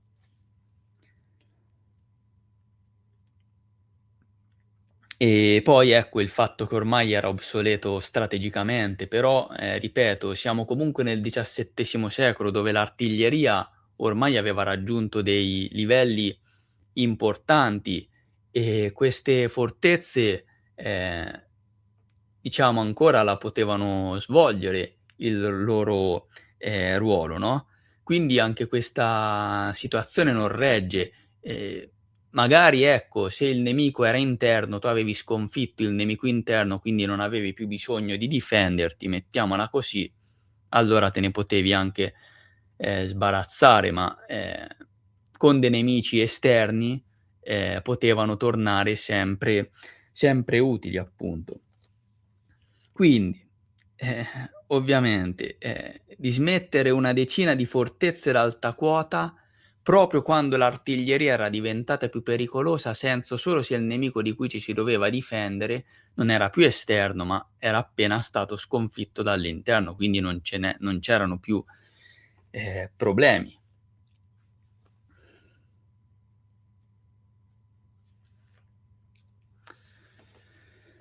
Quindi come vedete la data del XVII secolo torna continuamente. È sostanzialmente un pattern, che si ripete, no, ricapitoliamo perché nel XVII secolo accadono tutte queste cose contemporaneamente. Allora, la carta del Concilio di San Felice, quindi, che è datata ufficialmente al XII secolo, in realtà Ehm, è stata datata dai filologi, i filologi hanno smentito la datazione al XII secolo e noi abbiamo soltanto, questa copia di questo storico dubbio appunto, Guglielmo Bess, che la trascrisse nel XVII secolo. Quindi abbiamo soltanto una copia del XVII secolo. E ripetiamo che è un documento che, proverebbe l'organizzazione di una chiesa, catara, nel XII secolo nel sud della Francia, con tanto di diaconi perfetti e quant'altro, insomma, vescovi, eccetera. Nel XVII secolo tutti i castelli vengono sistematicamente distrutti o abbandonati. La stessa storia dei Catari viene fissata in forma definitiva dalla storiografia nel XVII secolo e questo più o meno è, diciamo, è il periodo di tempo compreso tra il XIV, XV, XVI, secolo dove, queste fonti catare originali vengono sistematizzate e rese disponibili, okay? E noi dobbiamo farcela questa domanda. A questo punto, chi è che aveva l'interesse a mettere per iscritto in modo definitivo la storia di una setta dualista medievale scomparsa proprio in quel momento, nel XVII secolo? Cioè, le fonti, appunto, non fotografano una realtà osservata, ma descrivono una categoria costruita, che è stata costruita da teologi, che è stata costruita dagli storici. E la storia dei castelli, appunto, è è molto simbolica, perché se noi, vediamo che magari l'attività maggiore è stata, come dire, ehm, risulta essere quella compresa dai nei secoli XIV, quando emergono, ripetiamo, la storia dei castelli attuali, non dei castra occitani attribuiti alla chiesa, ai catari, scusate, che erano databili al XII, XIII secolo. Noi di questi castelli in realtà non avremmo chissà quali tracce, scusate.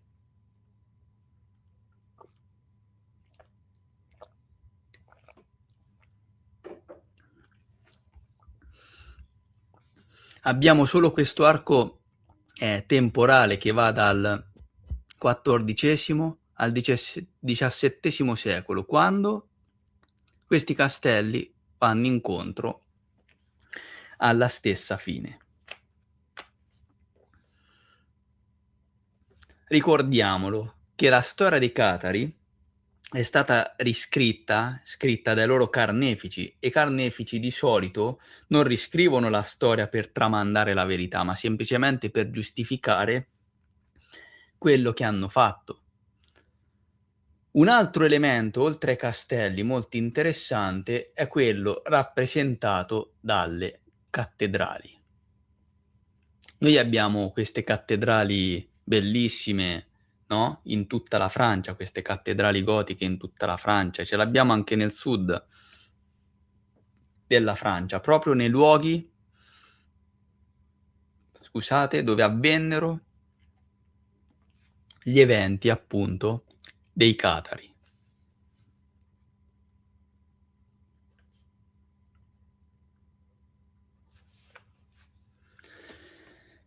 Non andremo ovviamente a trattare tutte le cattedrali, ma presenteremo quella che è la cattedrale più emblematica, ovvero la cattedrale di Santa Cecilia ad Albi. Albi era una delle città più importanti della storia dei catari e dei catari stessi, era considerata appunto la roccaforte, diciamo, dei catari, no, la capitale dei catari.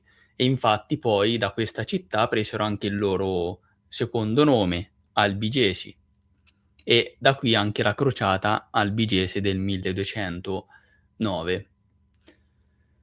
Il fatto però è che, questa,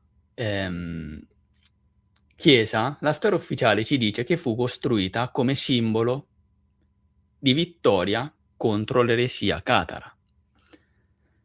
Ma se noi andiamo ad analizzare, questa chiesa sia nella sua struttura esterna che nella sua struttura interna, in realtà, sembra tutto fuorché il simbolo della vittoria del cristianesimo, cattolico sull'eresia dualista. Allora, innanzitutto, presenta una struttura esterna completamente differente dalle cattedrali gotiche francesi come Notre Dame, Chartres, Reims, quindi stiamo parlando anche del nord della Francia. È classificata ufficialmente come una chiesa fortezza militare, infatti le finestre sono molto sopraelevate rispetto al livello di calpestio, no, ehm, come vedete qui, questo adesso è uno schizzo rifatto, ho utilizzato, per fare più veloce, ho utilizzato l'intelligenza artificiale per fare queste slide, il testo gliel'ho fornito io dopo una ricerca, ehm, molto profonda, che ha richiesto del tempo, infatti come sapete ha richiesto molto più tempo rispetto a quello che pensavo. Ehm, Questa è la forma esterna della cattedrale di Albi. Poi vedremo delle immagini, ecco. Adesso non voglio spezzettare troppo perché poi mi perdo il filo del del discorso. E come vedete, la struttura esterna diciamo, è un po' diversa rispetto a quella delle classiche cattedrali, no, ehm, perché sia l'esterno che l'interno richiamano un po' lo stile bizantino orientale. Questo è un po' riconosciuto anche a livello, ufficiale, ecco. E all'interno della chiesa sono presenti dei simboli geometrici intrecciati, che sono simili a dei tamga, che erano questi simboli identitari utilizzati dalle, tribù orientali secondo la storia ufficiale, quindi le tribù tartare, mongole, eccetera. Era la versione primordiale dei loghi oggi utilizzati, no, che potevano essere sia di forma semplice che molto più elaborata. Addirittura, i tamga utilizzati dalla chiesa sì scusate, da diciamo dalle istituzioni imperiali erano molto più elaborati di quelli magari utilizzati dai clan, familiari. Ehm, quindi questa chiesa in realtà mostra, dell'architettura e delle decorazioni che in realtà con il cristianesimo, occidentale, cattolico, eccetera, non avrebbero nulla, a che fare. Cioè, sono strani questi simboli, legati alla cultura orientale, nel sud della Francia, no, anche se effettivamente, il sud della Francia era legato a queste influenze, orientali e quindi ufficialmente potrebbe essere spiegato semplicemente dal fatto che queste influenze poi influenzarono, perdonate la ripetizione, la modalità di, ehm, architettura, di costruzione, di decorazione del sud della Francia.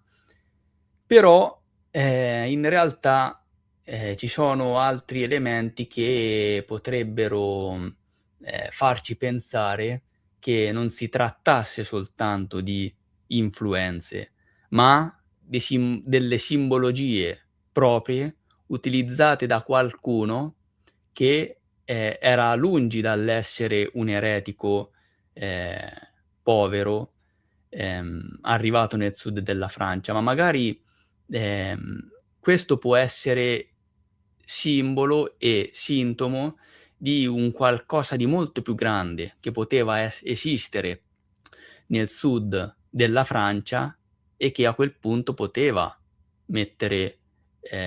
rappresentare un problema per la Chiesa cattolica, okay, però non voglio andare troppo avanti, anche quest'aspetto diciamo lo vedremo dopo. Ritornando sempre a questa fortezza appunto, ehm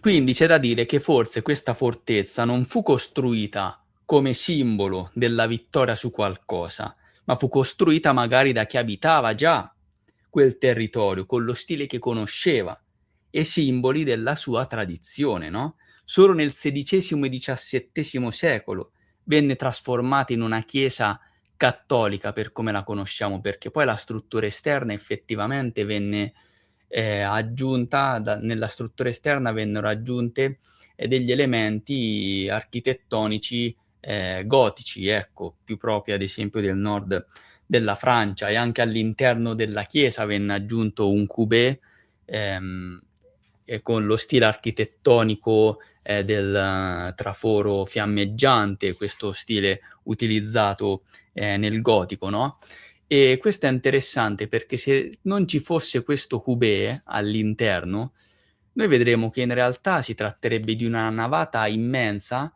che, ricalca un po' lo stile delle moschee bizantine e, musulmane con questi grandi affreschi. Poi è stato aggiunto questo coupé che è utilizzato, dagli ecclesiastici comunque della chiesa, sono stati utilizzati, ed introdotti nuovi elementi che hanno contribuito un po' a cambiare, diciamo, la percezione, sia interna che esterna di questa chiesa, no, Come dicevo appunto ha una navata unica vastissima, senza deambulatorio, senza cappelle laterali aggettanti, senza il tipico schema a croce latina che noi possiamo trovare nel gotico, francese. Quindi si tratta di uno spazio longitudinale unitario che ricorda molto più le strutture delle basiliche paleocristiane bizantine orientali e delle grandi moschee a navata unica che le cattedrali gotiche occidentali contemporanee. Le volte sono altissime, continue, la luce è gestita in modo radicalmente diverso rispetto al gotico transalpino. Ehm, il coupé, appunto, che è questo tramezzo liturgico gotico fiammeggiante che divide lo spazio interno, è l'elemento più vistoso dell'interno. Se lo si rimuove visivamente, l'interno diventa ancora più nudo e basilicale e la somiglianza con certi interni bizantini si fa molto più evidente. E poi vedremo le immagini di questa chiesa. Solo nel XVI e XVII secolo, appunto, questa chiesa venne trasformata in una chiesa cattolica, quando chi c'era prima effettivamente fu eliminato. Quindi ricorre ancora questa data del XVII secolo. Ed ora arriviamo ad un altro elemento interessante che noi ritroviamo nelle cattedrali gotiche, no, della Francia, come ad esempio in questo caso anche nelle cattedrali gotiche del nord.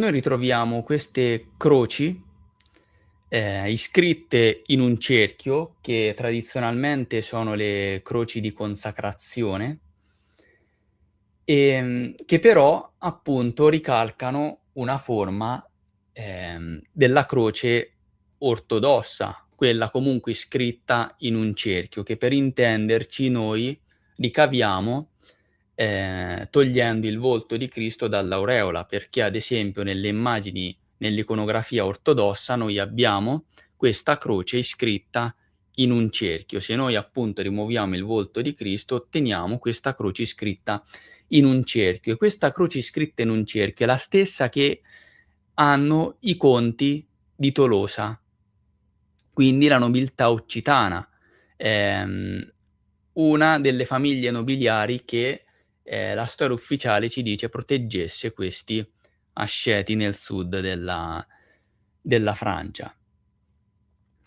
Ehm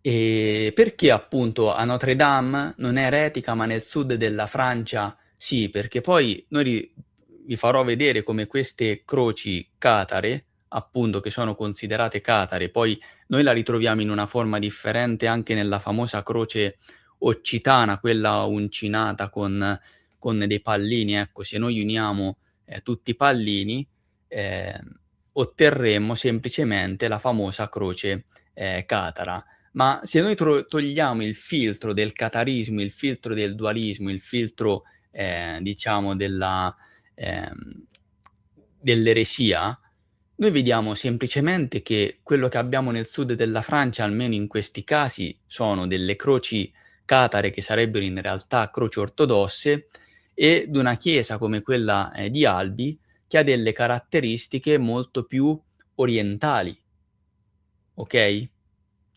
Quindi effettivamente, qualcuno collegato con l'Oriente nel sud della Francia c'era, ma di sicuro non potevano essere questi eretici, con dottrina dualista, perché appunto non c'è nulla di eretico in queste croci, sono soltanto le croci, di rito ortodosso orientale.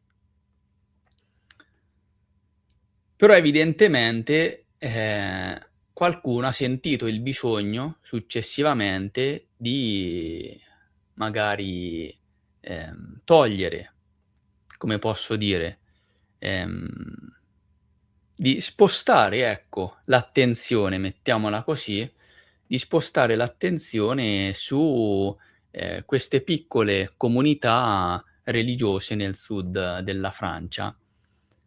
Forse per, ridimensionare un po' quello che era il ruolo effettivo di questa nobiltà occitana che presiedeva ed era proprietaria del sud della Francia e che utilizzava queste croci, di stampo ortodosso e che probabilmente in realtà era molto più potente rispetto a quello che la storia ufficiale, vuole farci credere.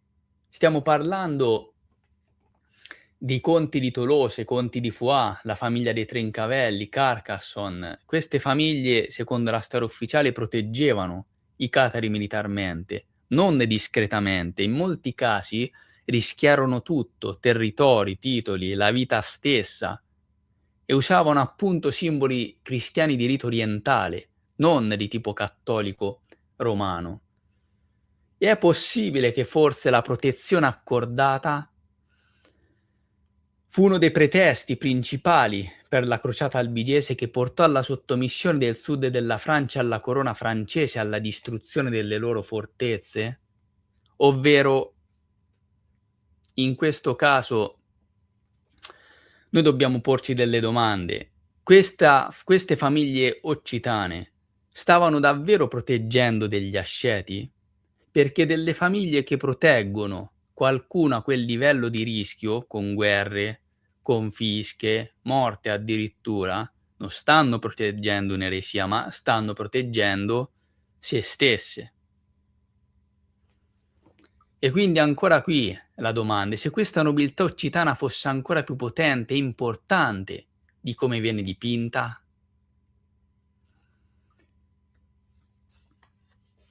E se i catari, per come li conosciamo, non fossero mai esistiti e la Chiesa romana avesse indetto crociate e inquisizione per distruggere proprio questa nobiltà che aveva i suoi simboli cristiani orientali e che aveva terre e che poteva rappresentare un nemico molto ben più potente rispetto a qualche ehm, comunità magari cristiana delle origini del luogo, no?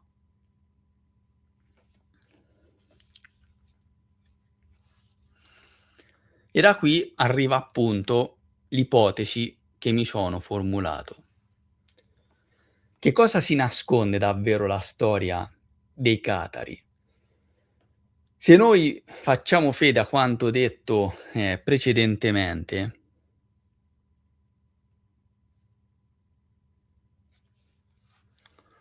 in realtà, data tutta la problematicità che, noi possiamo riscontrare nella natura delle fonti su cui si basa questa storia e tutte queste crepe che emergono e queste evidenze, questi contrasti che emergono nella storia dei catari appunto, vien da sé che magari queste vicende che sono accadute nel sud della Francia non avvennero nel XII, magari non sono avvenute nel XII, XIII secolo, ma nel periodo di tempo di maggior vita delle fortezze catare che noi vediamo oggi, quindi di un periodo compreso che va dal XIV al XVII secolo e magari questi eventi che portarono alla distruzione di questa entità politica e religiosa di stampo orientale molto forte nel sud della Francia da parte della Chiesa, romana cattolica appunto, avvenne molto più in là, nel XVI, XVII secolo. E questa storia si andrebbe ad allineare perfettamente con il periodo in cui tutti questi castelli, queste fortezze, tra virgolette, "catare", cessarono di esistere, vennero abbandonate e demolite.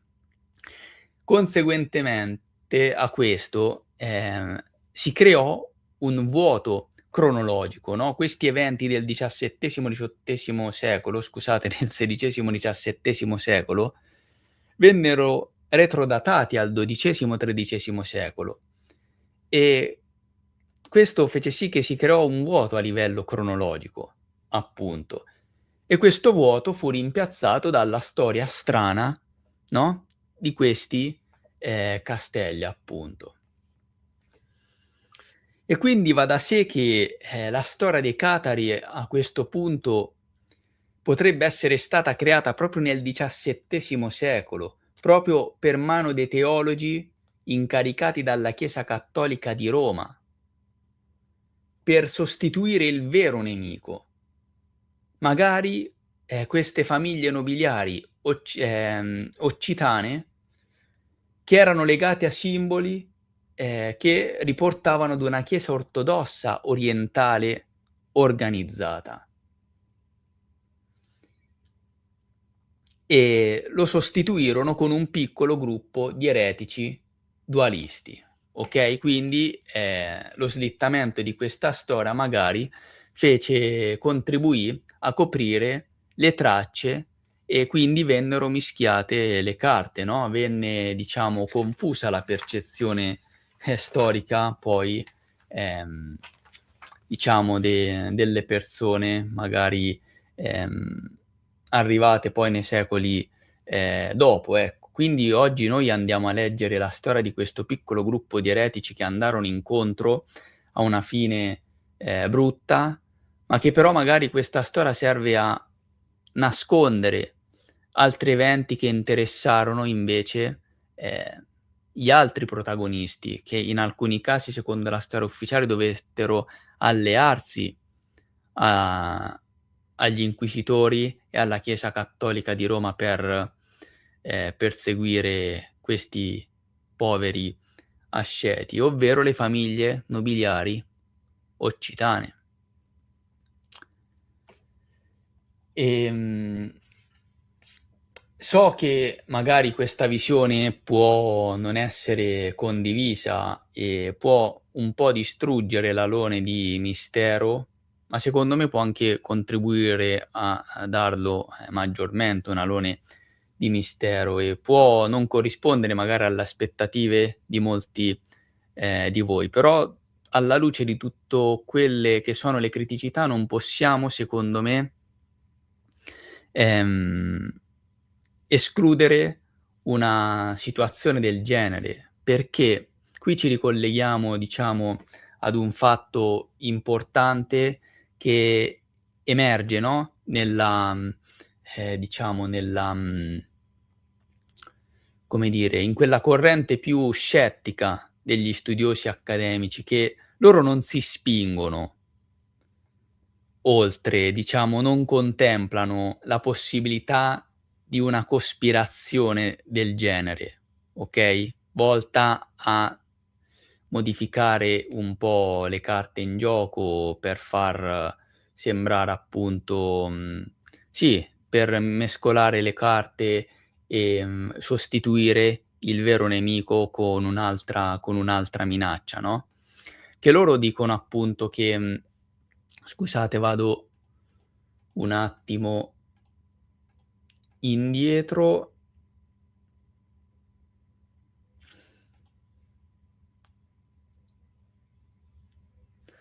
Ecco, loro spiegherebbero, ehm, il fatto del problema della natura delle fonti su cui si basa la storia dei Catari, quindi le fonti inquisitoriali, tutto questo che emerge, ovvero il fatto che poter tacciare qualcuno di essere eretico era in realtà un atto di potere molto importante, che poteva determinare il fatto che io, magari Chiesa Cattolica di Roma, essendomi, costituita come autorità, potevo etichettarti come eretico e quindi perseguirti, ehm, ostracizzarti e distruggerti, annientarti appunto, no, e la posizione scettica asserisce che magari, ehm, diciamo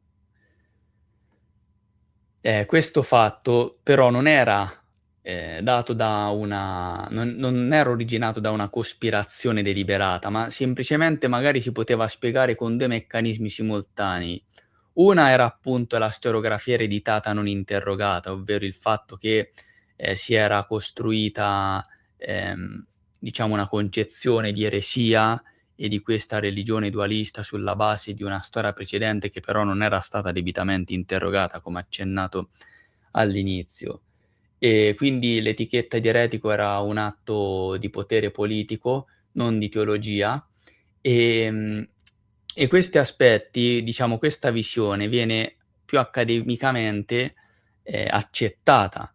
Però noi sapendo tutto quello che sappiamo ed effettivamente quelle che sono le dinamiche che possono, prendere parte in questo contesto, perché la data del XVII secolo è una data molto importante, perché è quella che combacia con la Riforma, quando ci furono grandissimi tumulti sia in Oriente che in Occidente, soprattutto, sotto quello che fu il movimento, no, diciamo, del protestantesimo appunto, questa riforma è nata e che ufficialmente viene spiegata semplicemente come una riforma della religione protestante, in realtà fu una riforma molto più profonda e importante, dove, iniziò ad essere riscritta globalmente la storia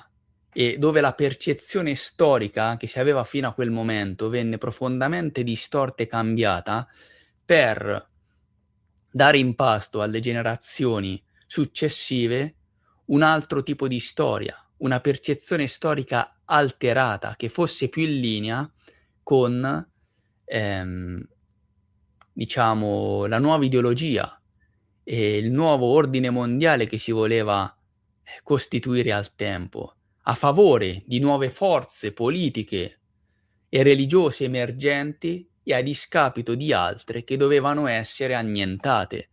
E la storia dei Catari e di chi effettivamente furono i reali protagonisti, come quelli che ipotizzo io, la nobiltà occitana, ripeto, tutto questo è una mia ipotesi, si configura all'interno di questo contesto più grande. È per questo che non bisogna scartare a priori la data del XVII secolo, perché tutto andrebbe ad intersecarsi. Okay, 2 fazioni opposte si contendevano il controllo del mondo. Il vecchio ordine mondiale crollava per riformarsi sotto nuove forze. La crociata albigese potrebbe essere stata condotta in realtà nel XVII secolo nel sud della Francia e potrebbe essere stato un pezzo di un disegno più grande nel contesto della Riforma. Chi aveva perso doveva sparire anche dalla storia e come sapete bene, ora andiamo al riepilogo e poi facciamo una carrellata di foto e poi andiamo a rispondere, diciamo, alle domande. Che cosa abbiamo visto oggi quindi?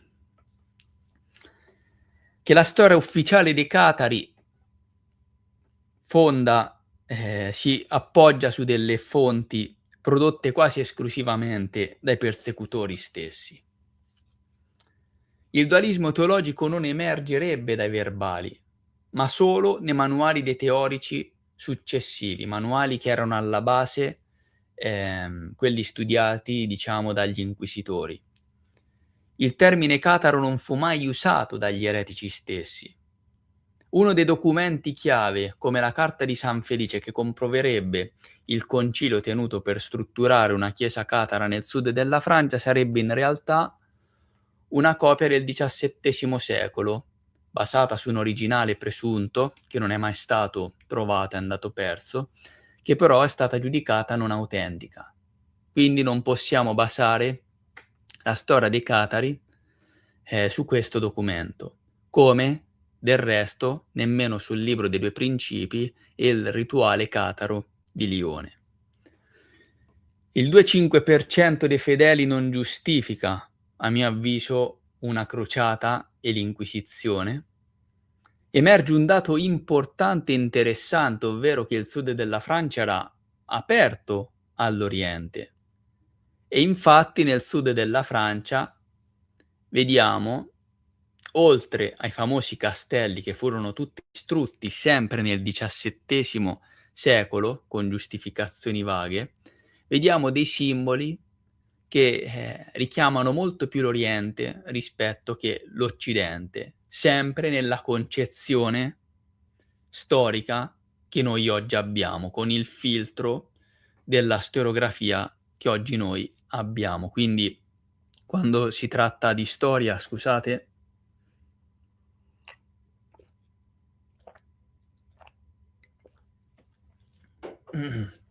dovremo dovremmo cercare di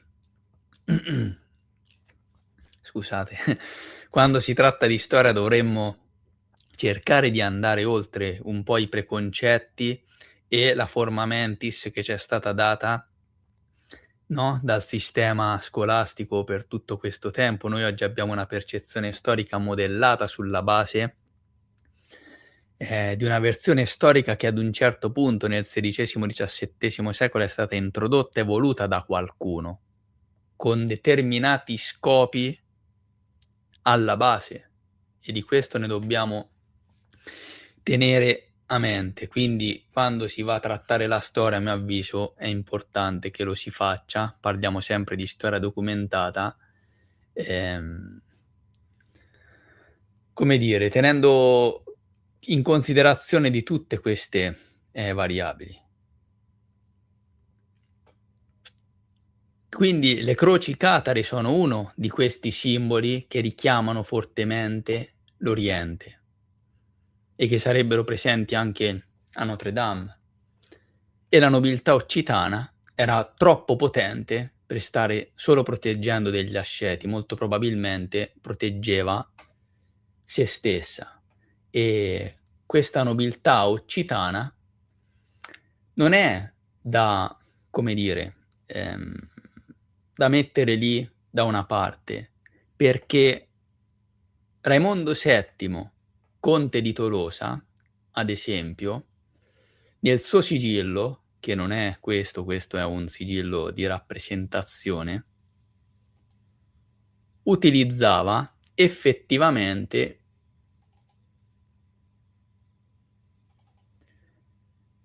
dei simboli orientali.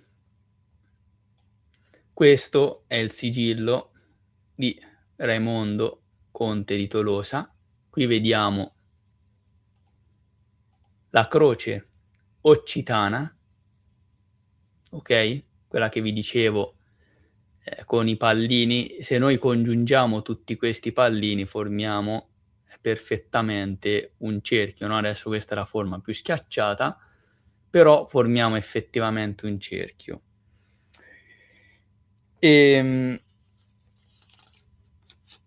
Questo è un simbolo che non avrebbe dovuto sopravvivere perché apre una connessione e una porta su qualcosa di molto più grande. Osservate bene questo simbolo, questo sigillo, con i suoi simboli cristiani e orientali, e noi qui oggi abbiamo iniziato a mettere in discussione la storia dei catari, ci siamo fatti delle domande, ho presentato quella che è la mia ipotesi, che fotografa il momento, della ricerca che ho fatto, magari sarà in futuro, rivedibile a seconda di nuovi elementi, però noi, come ho detto all'inizio, oggi lo scopo era quello di farci delle domande. Poi nella seconda puntata andremo a tentare di dare quelle che sono le risposte, almeno sempre secondo la mia ottica e la mia visione. E ragazzi, come dire, tutta questa storia è interessante perché sotto al monumento, no, che si trova vicino a Montségur, il castello, l'ultima roccaforte dei Catari, connessa al Sacro Graal, si trova una frase, o almeno si trovava, ecco, adesso non so se è più presente, di Francis Bacon, che dice: "L'eretico non è colui che viene bruciato, ma colui che accende il rogo". E vedremo come in realtà questo aforisma è molto più reale di quello che, possiamo immaginare.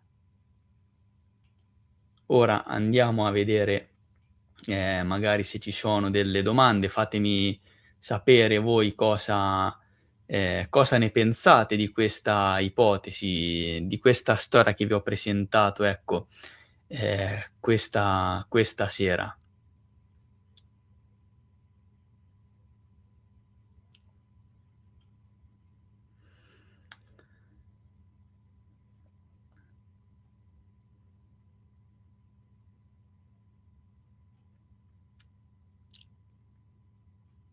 Allora, innanzitutto ringrazio ovviamente tutti coloro che sono, in chat in questo momento, chi arriverà in differita.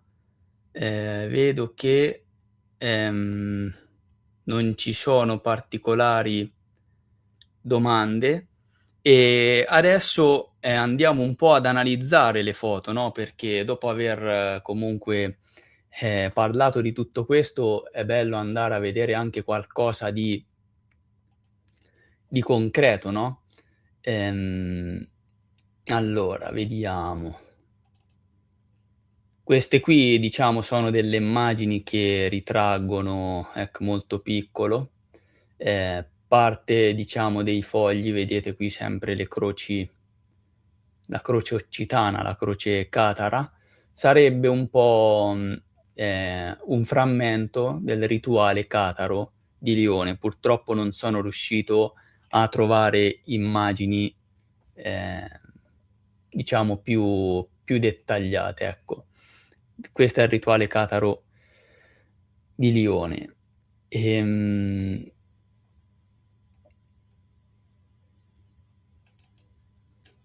Antoine Donden, il monaco, il domenicano che ritrovò questo libro dei 2 principi, ve l'ho mostrato prima, è questo qui, che lo ritrovò nel XX secolo dopo anni e anni di oblio. E andiamo ad uno degli elementi più interessanti, che è quello che ho trattato prima, la chiesa e la cattedrale di Albi. Questo è il cubè interno, no,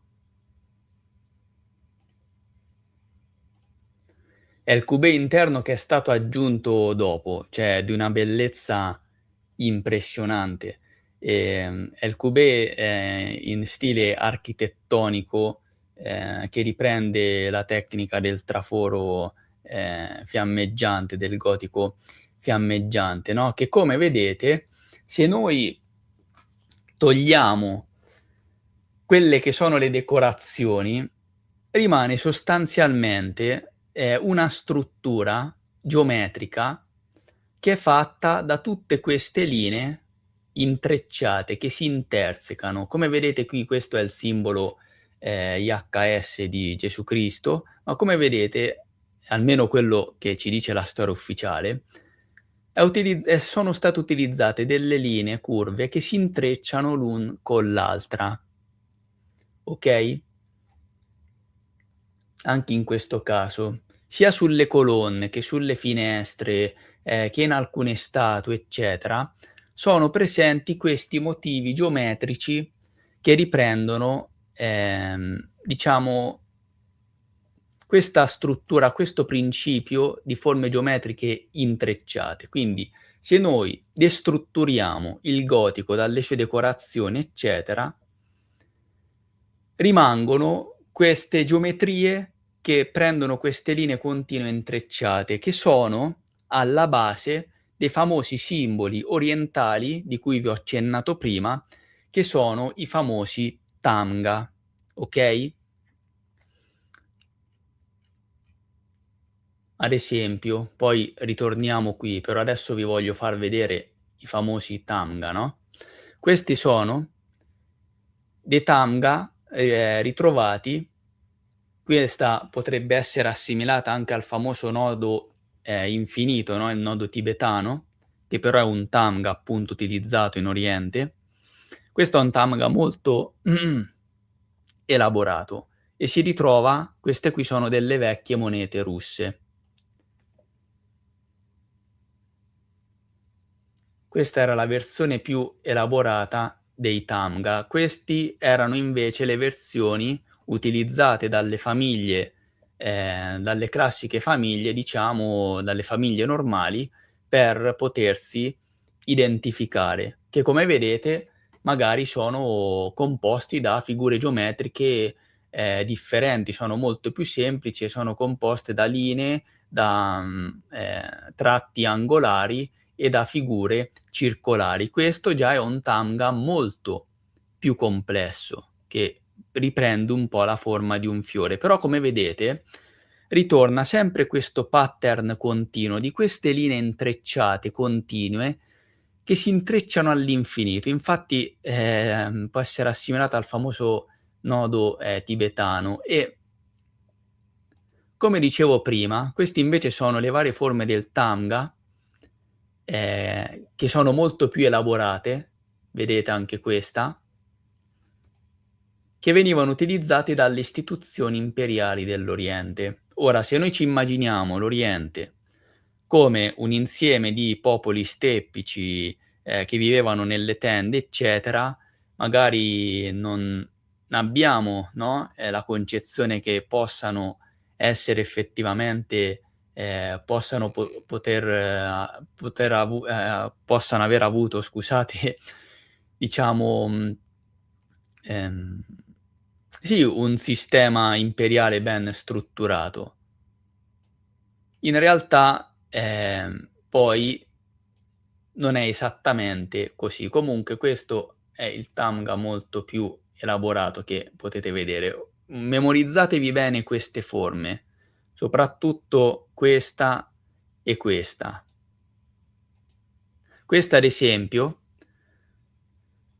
questa è la cattedrale è la colonna della cattedrale Uspensky del Cremlino di Mosca. È una foto fatta da Fomenko e Nosovsky e come vedete qui noi abbiamo innanzitutto qui abbiamo una sorta di croce, no, simile o potrebbe essere una variante simile a quella che noi ritroviamo, nelle croci dei conti di Tolosa insomma, e, non proprio dei conti di Tolosa, comunque delle famiglie occitane del sud della Francia. Qui ritroviamo questi Tamga molto più elaborati. Qual è il concetto? Il concetto è che in ordine di, struttura, sebbene poi la storia, magari ce l'ha fatte percepire in modo differente, in parte, no, perché a seconda, ad esempio, della come dire, ehm, a seconda diciamo sì, la storia ha contribuito a farci percepire questo principio, quindi questo, come posso dire, quest'utilizzo di figure intrecciate, geometriche intrecciate, insomma più complesse o semplici, che in Oriente chiamiamo Tamga, ehm, ce l'ha descritte in modo differente, ad esempio sulle armature allo stile, moresco, oppure, noi abbiamo appunto l'arabesque, no, come stile appunto. Qui troviamo sempre, gli stessi Tamga nelle monete, no, vedete, russe e ancora qui abbiamo sempre, la stessa figura, però il principio, quindi l'utilizzo di queste forme geometriche intrecciate su di loro e quant'altro, noi le ritroviamo, in forme diverse però utilizzati anche nell'architettura. Questo è il nodo tibetano e qui invece abbiamo sempre lo stesso principio utilizzato in quello che diciamo dalla storia convenzionale, ehm, è chiamato intreccio moresco, grottesco oppure arabesco, magari quando viene utilizzato l'arabesco, quando viene utilizzato nelle strutture, di architettura orientale. Però vedete che, il principio è quello, vengono, diciamo utilizzato queste linee continue che si intrecciano infinitamente l'un con l'altra, fino a formare dei motivi, geometrici che poi si ripetano come pattern su larga scala, no, Questo invece è diciamo il traforo, fiammeggiante, lo stile gotico, mettiamola, così.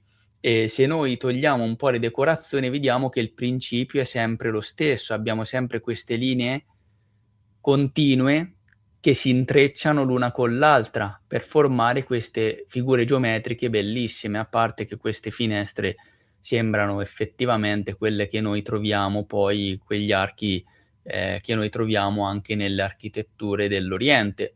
Anche qui vediamo sempre un rifacimento di una croce catara, che veniva comunque sia poi simboleggiata e raffigurata in modo differente, ehm, quindi anche a forma di fiore come in questo caso, no, però abbiamo sempre lo stesso concetto, forme geometriche che si intersecano con altre linee e formano tutta questa griglia che si ripete, ehm, all'infinito, che comunque è di una bellezza assurda. Qui siamo, in Medio Oriente appunto, no, vedete che c'è la stessa lo sempre lo stesso concetto.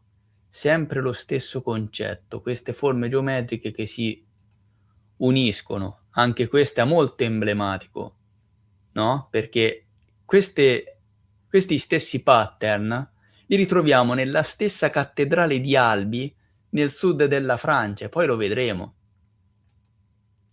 Vedete qui?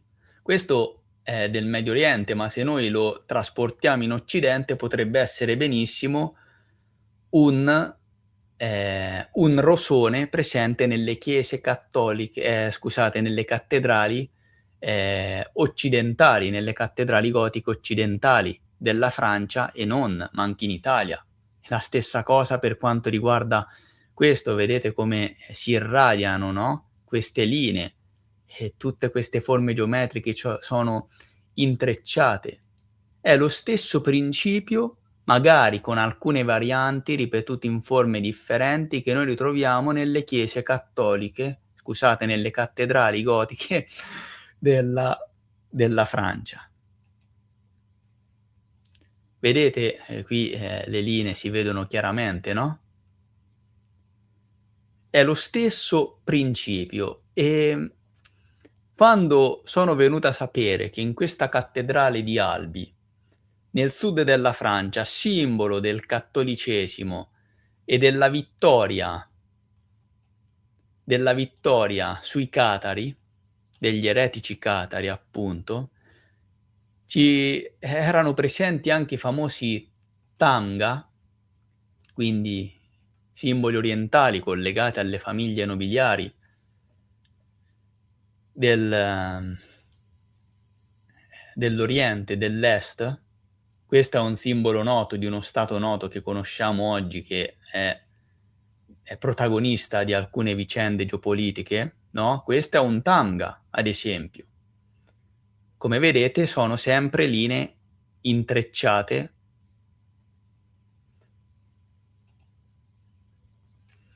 e questi sono invece i Tanga molto più, semplici, no, che possono essere considerati dei veri e propri marchi di riconoscimento, utilizzati dalle famiglie, secondo la storia ufficiale, dalle famiglie tribali della steppa e comunque famiglie tribali della Tartaria, della Russia, se noi pensiamo a questi territori come dei territori dove vivevano, scusate, dove vivevano delle popolazioni più, arretrate, barbare, vedete? Questi possono essere considerati effettivamente gli antenati de dei loghi utilizzati adesso dai brand e dalle aziende, no, perché sono dei loghi di riconoscimento, dei simboli di riconoscimento che potevano essere, come abbiamo visto, o molto più complicati ed elaborati, oppure molto più semplici come questi. E ho detto: "Okay, la cattedrale di Albi effettivamente, no, nei suoi elementi gotici, aggiunti poi dopo, in questi elementi gotici, in queste strutture noi possiamo ritrovare lo stesso principio, almeno per quello che a me sovviene. Poi sarei curioso di conoscere anche la vostra ehm, diciamo la vostra idea a riguardo, però abbiamo sempre queste linee che si intrecciano le une con le altre. Venivano registrate anche la presenza effettiva dei famosi Tamga, cioè questi famosi simboli, tra virgolette, "tribali" orientali venivano registrati all'interno della chiesa di Albi. Innanzitutto qui possiamo vedere quelle stesse, forme geometriche ortogonali, no, che abbiamo visto anche in quel motivo arabesco, okay, quindi è praticamente, lo stesso identico stile, quindi noi abbiamo questo stile utilizzato anche, in Oriente, in Medio Oriente, nel sud della Francia, dove doveva essere predominante il rito, cattolico. E qui abbiamo la croce di consacrazione, la croce occitana, la croce catara, okay, iscritta diciamo in uno scudo e in un cerchio, okay, quindi abbiamo 2 simbologie che potrebbero accomunare, scusate, Oriente e Occidente. I dettagli di questa chiesa sono veramente spettacolari. Questa intanto è la chiesa esterna, l'architettura esterna della cattedrale di Albi. Questi sono, diciamo le aggiunte postume di stile gotico, aggiunte insomma dal XVI secolo in poi, e in alcuni casi queste torri qui, anche se non sono le stesse perché hanno funzioni diverse, però riprenderebbero effettivamente un po', no, la forma dei famosi minareti che si trovano nelle moschee nelle moschee, all'esterno delle moschee, diciamo ehm, nell'impero ottomano, no, e questo è un'altra panoramica della chiesa d'Albi che, ripeto, con tutta questa navata enorme, senza il coupé che abbiamo visto prima, diciamo lo stile riprende molto quello della basilica, anche della cattedrale, la basilica di Hagia Sophia ad Istanbul, ad esempio. Qui ritroviamo, no, un sole sempre di stampo orientale, come lo ritroviamo in alcune, moschee, sempre con questi simboli che si intrecciano. Quindi ritroviamo lo stesso principio utilizzato nella composizione dei famosi Tamga. Ma dove vi voglio portare? Questa è un'altra visione esterna della cattedrale. Questa è l'immagine più emblematica, perché noi qui, oltre a questi diversi motivi ortogonali e di varie forme che si intrecciano, quindi che riprendono lo stesso principio di composizione grafica dei Tamga e che poi è stata utilizzata magari anche per lo stesso principio di composizione architettonica del gotico in generale, guardate anche queste qui. Su questa colonna, cioè, noi ritroviamo esattamente quelli che possono essere considerati i famosi Tamga orientali, utilizzati dalle famiglie nobiliari orientali e che erano appunto, un simbolo molto importante a livello imperiale dell'Oriente, perché tra questo e ora cerco magari di, farvi vedere senza fare troppo casino.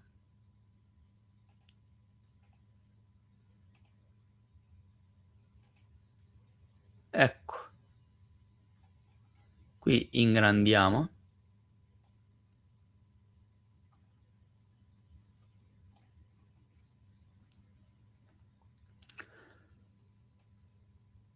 Tra questo e questi simboli che noi vediamo, Io sinceramente non ci trovo nessuna differenza. Sono praticamente, per osservazione, gli stessi simboli, con qualche variante però praticamente, sono gli stessi simboli che noi vediamo qui, che sono attribuiti ai Tamga, ehm, dell'Ordano. E quindi noi nella cattedrale di Albi abbiamo effettivamente questi simboli orientali, ma, la cattedrale di Albi ad esempio è soltanto un esempio, no, quindi questa è un'altra veduta sempre della cattedrale di Albi. Cioè, non so, ditemi anche voi se, appunto ci vedete, ripeto, gli stessi simboli qui. A mio avviso sono gli stessi. E questi simboli non ce l'abbiamo soltanto nella cattedrale di Albi, ma ce l'abbiamo anche nelle armature europee che sono esposte al Museo Hermitage di San Pietroburgo e noi le ritroviamo su le stesse armature europee. Questa è una armatura italiana del XVI secolo, datata ufficialmente. Queste decorazioni vengono definite come arabesche o grottesche, appunto, quando si trovano sulle armature europee. E viene datata, questa armatura viene datata al 1570-1575 ed ha uno scudo allegato. E questa armatura è piena di tanti motivi ornamentali, tra cui, guardate qui, abbiamo sempre i famosi tamga. Guardate, è piena di tamga. Che cosa ci fanno questi simboli orientali, questi tamga orientali?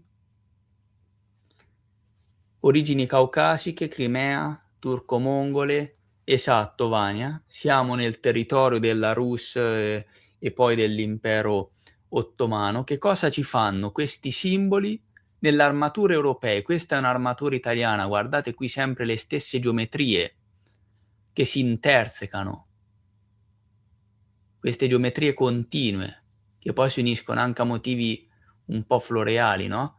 Però questi sono i Tamga. Sono le stesse figure geometriche che noi ritroviamo in Oriente.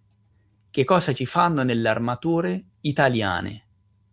Guardate, qui si vede ancora più in modo chiaro.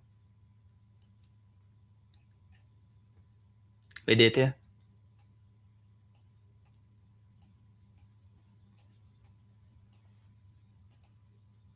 Questo è l'elmo della stessa armatura.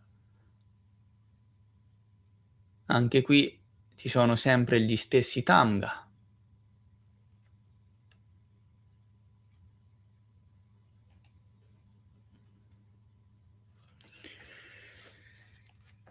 Quindi noi non possiamo ignorare tutto questo, perché qui nelle armature, e questo è soltanto un esempio, poi ce ne sono anche altri esempi, però per evitare di andare troppo per le lunghe.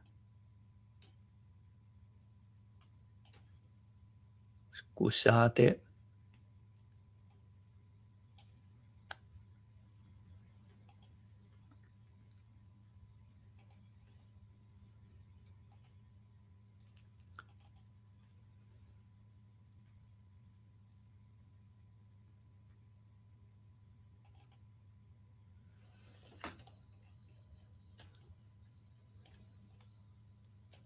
Ok.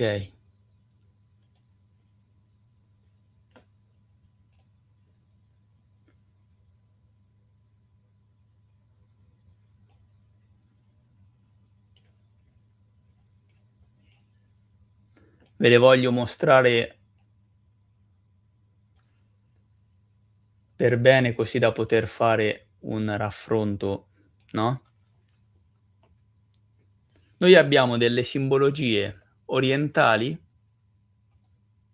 dei simboli orientali che si ritrovano nel sud della Francia, sulle armature europee, nonché anche italiane, e che venivano utilizzati dai clan e le famiglie nobiliari dell'Oriente.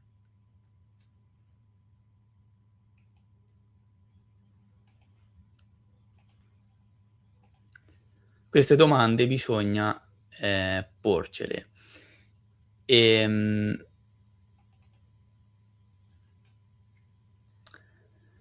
che cosa emerge? Emerge anche un aspetto interessante, che spostandoci in Russia, ad esempio, scopriamo che l'architettura gotica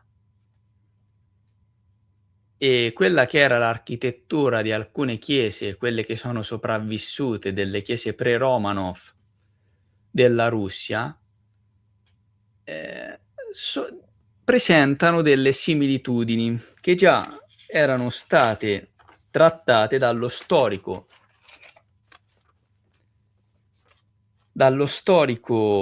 dell'architettura Mikhail Ilin, che notò dei parallelismi interessanti tra, come dire, ehm, lo stile gotico, vedete qui ehm, i tetti a tenda di queste chiese pre-Romanov e le chiese utilizzate, le chiese costruite, le cattedrali costruite in Occidente. Poi i Romanov misero una mano molto pesante e distrussero molte chiese e rifecero gran parte delle architetture, però notò questa somiglianza molto interessante tra il gotico occidentale e questa forma di gotico molto più semplice presenti nelle chiese russe pre-Romanov.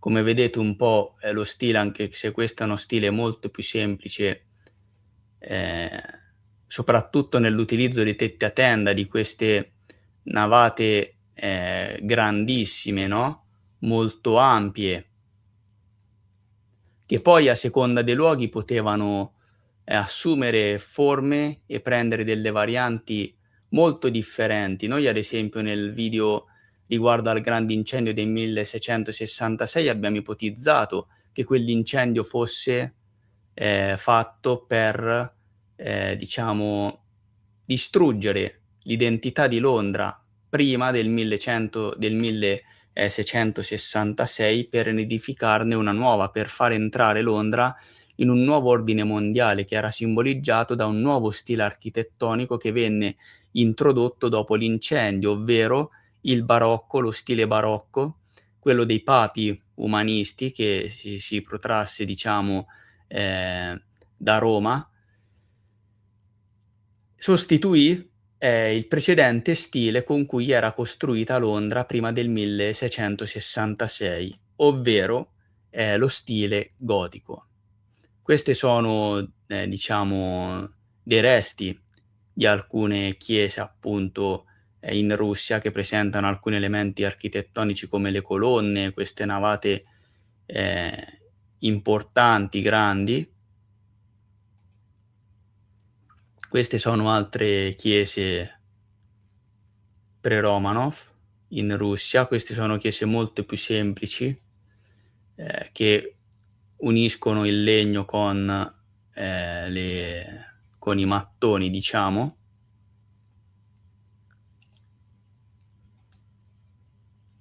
E questa è la cupola a spirale della Clemenskirche tedesca a Mayen, vicino a Bonn, che, diciamo presenta questa architettura interessante che riprende molto le cupole che si trovano in Russia. Questa è la croce catara ortodossa, quindi scritta in un cerchio che si trova nelle colonne della cattedrale di Notre-Dame de Paris. Quindi abbiamo queste croci catare simili alle croci ortodosse anche nel nord della Francia. E come vedete, no, in questo bassorilievo della scena in cui appunto Cristo lava i piedi ai discepoli, in questo caso, come vedete, l'aureola contiene all'interno la croce, ed è la stessa croce che noi vediamo nelle famiglie dei conti di Tolosa, la famosa croce catara iscritta in un cerchio. Quindi abbiamo degli elementi molto interessanti che ci connettono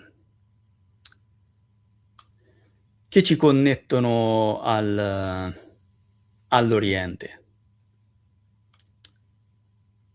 Ora, le immagini in teoria ecco, vi volevo mostrare questo, giustamente, perché è molto importante. Questa è una miniatura che ritrae, la presa di Costantinopoli del 1453, ufficialmente per mano degli ottomani, che qui in realtà, guarda caso, sono raffigurati come persone europee con folte barbe ed hanno un vestiario molto più simile a quelli che erano i famosi cosacchi tartari. E anche questo avremo modo di trattarlo poi molto più avanti.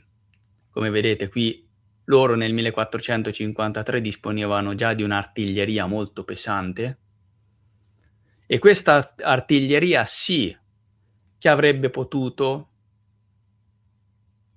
danneggiare in serio modo, come li vediamo oggi, i famosi castelli catari, a mio avviso.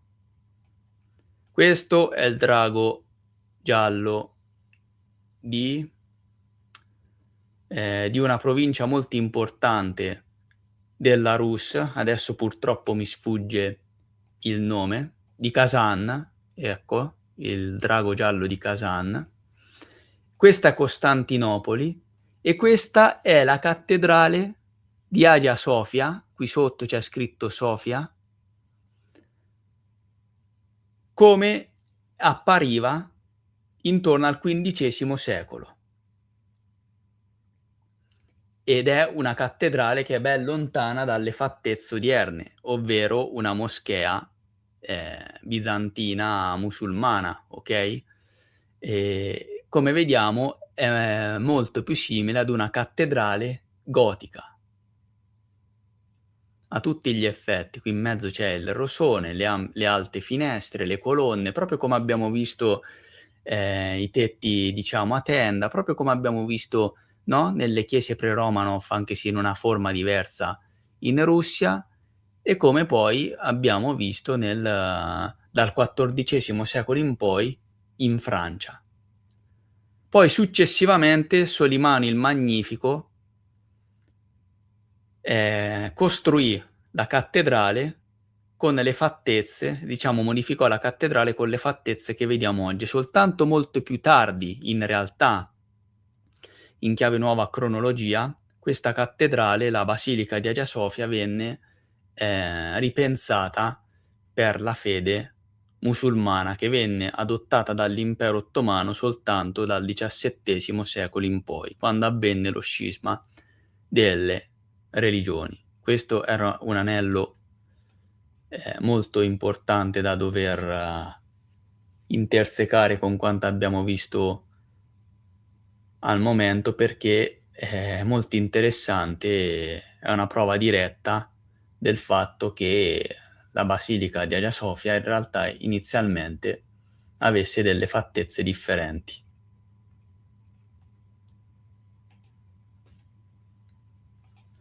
Ora velocemente le ultime immagini, queste comunque sono è il blasone della croce occitana, delle famiglie occitane, nonché della, come dire, delle famiglie della regione del sud della lingua d'Oca, scusate, e queste sono le famose croci catare. Come vedete è la stessa croce scritta in un cerchio che abbiamo nell'aureola del Cristo ortodosso. Questa è una croce di consacrazione, anche qui ritroviamo gli stessi simboli presenti nel sigillo di Raimondo VII, conte di Tolosa, il sole che rappresenta la croce e la mezzaluna ottomana, con una croce cristiana, la croce catara, di stampo ortodosso. Questa è un'altra croce di consacrazione, sulla colonna di Sainte-Chapelle, mi sembra. Qui vedete la stessa croce. Il sud della Francia è pieno di queste croci. Ora ero riuscito a trovare più foto, ma non mi ricordo dove l'ho messe, scusate. Comunque vedremo tutto questo discorso in modo ancora più approfondito nel secondo episodio, dove tenteremo di dare maggiori risposte a tutte le domande che ci siamo fatti in questa prima live, che è durata tantissimo, quindi ringrazio coloro che sono arrivati fino a questo momento, fino alla fine. Ecco, fatemi sapere magari quello che voi pensate nei commenti di tutto quanto vi ho raccontato, di quella che è l'ipotesi di questa ricerca, insomma. Ehm Qui ho visto una domanda. Nel testo originale del Concilio di Nicea, che dovrebbe essere del 325 d.C., si parla nella sezione 8 di dei cosiddetti catari. Che ne pensi? Qui si entra un po' in quell'aspetto di cui parlavamo prima, ovvero mettere in discussione la natura delle fonti e quindi anche la datazione stessa della fonte, prendendo in considerazione tutto quello che sappiamo e della chiave di lettura in chiave nuova cronologia, che tramite strumenti di statistica e matematica e le nuove datazioni astronomiche hanno mostrato come la storia antecedente al X secolo è un insieme di eventi incollati da secoli posteriori, appunto, e quindi l'antichità per come la conosciamo, i primi anni del Medioevo, quindi del 325 d.C., che rientrano in questo lasso di tempo, viene da sé che potremmo trovarci di fronte ad un periodo fantasma.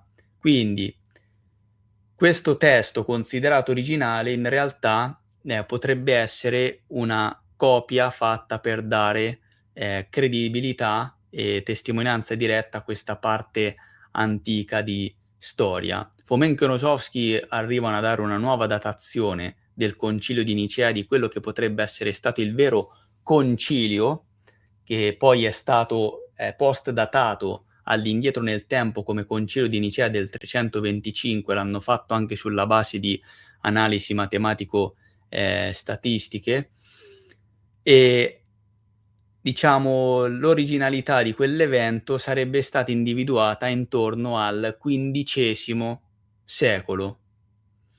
E Nicea non sarebbe la città in Anatolia, ma un'altra città. Però ora non voglio anticipare troppo, perché andremmo diciamo in una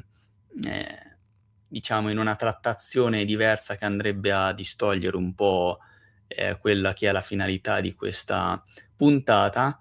Però è questo di cui vi parlavo prima: quando si tratta di storia, conoscendo la chiave interpretativa della nuova cronologia, bisogna stare attenti effettivamente su quello che ci è stato proposto e ci è stato insegnato essere vero fino ad adesso. Dobbiamo mettere in discussione tutto. Io stesso, per preparare questa puntata inizialmente ho messo in discussione alcune cose che pensavo di sapere, no, e bisogna essere capaci un po' di rimodellare la nostra percezione sulla base dei nuovi elementi che emergono, ecco.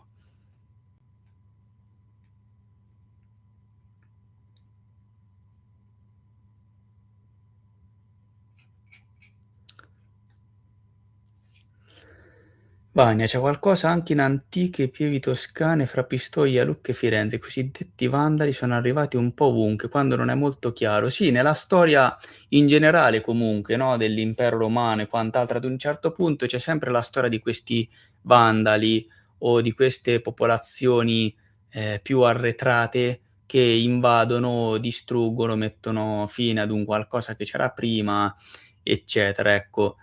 Ehm, Tutto questo sarebbe stato fatto di proposito, sarebbe una narrazione creata di proposito a posteriori con l'introduzione della nuova storia scaligeriana per nascondere la vera storia che vede in realtà protagonisti i popoli di Gog e Magog, i Goti e i Mongoli, che sono poi connessi con la storia di Londra e che sono connessi con la storia di tutto il mondo e che poi sono stati, ehm, come dire, inglobati, sono stati etichettati in modo differenti. Tutta l'importanza che avevano gli è stata praticamente, sottratta a favore di una nuova narrazione che vedesse, una nuova entità politica, emergere.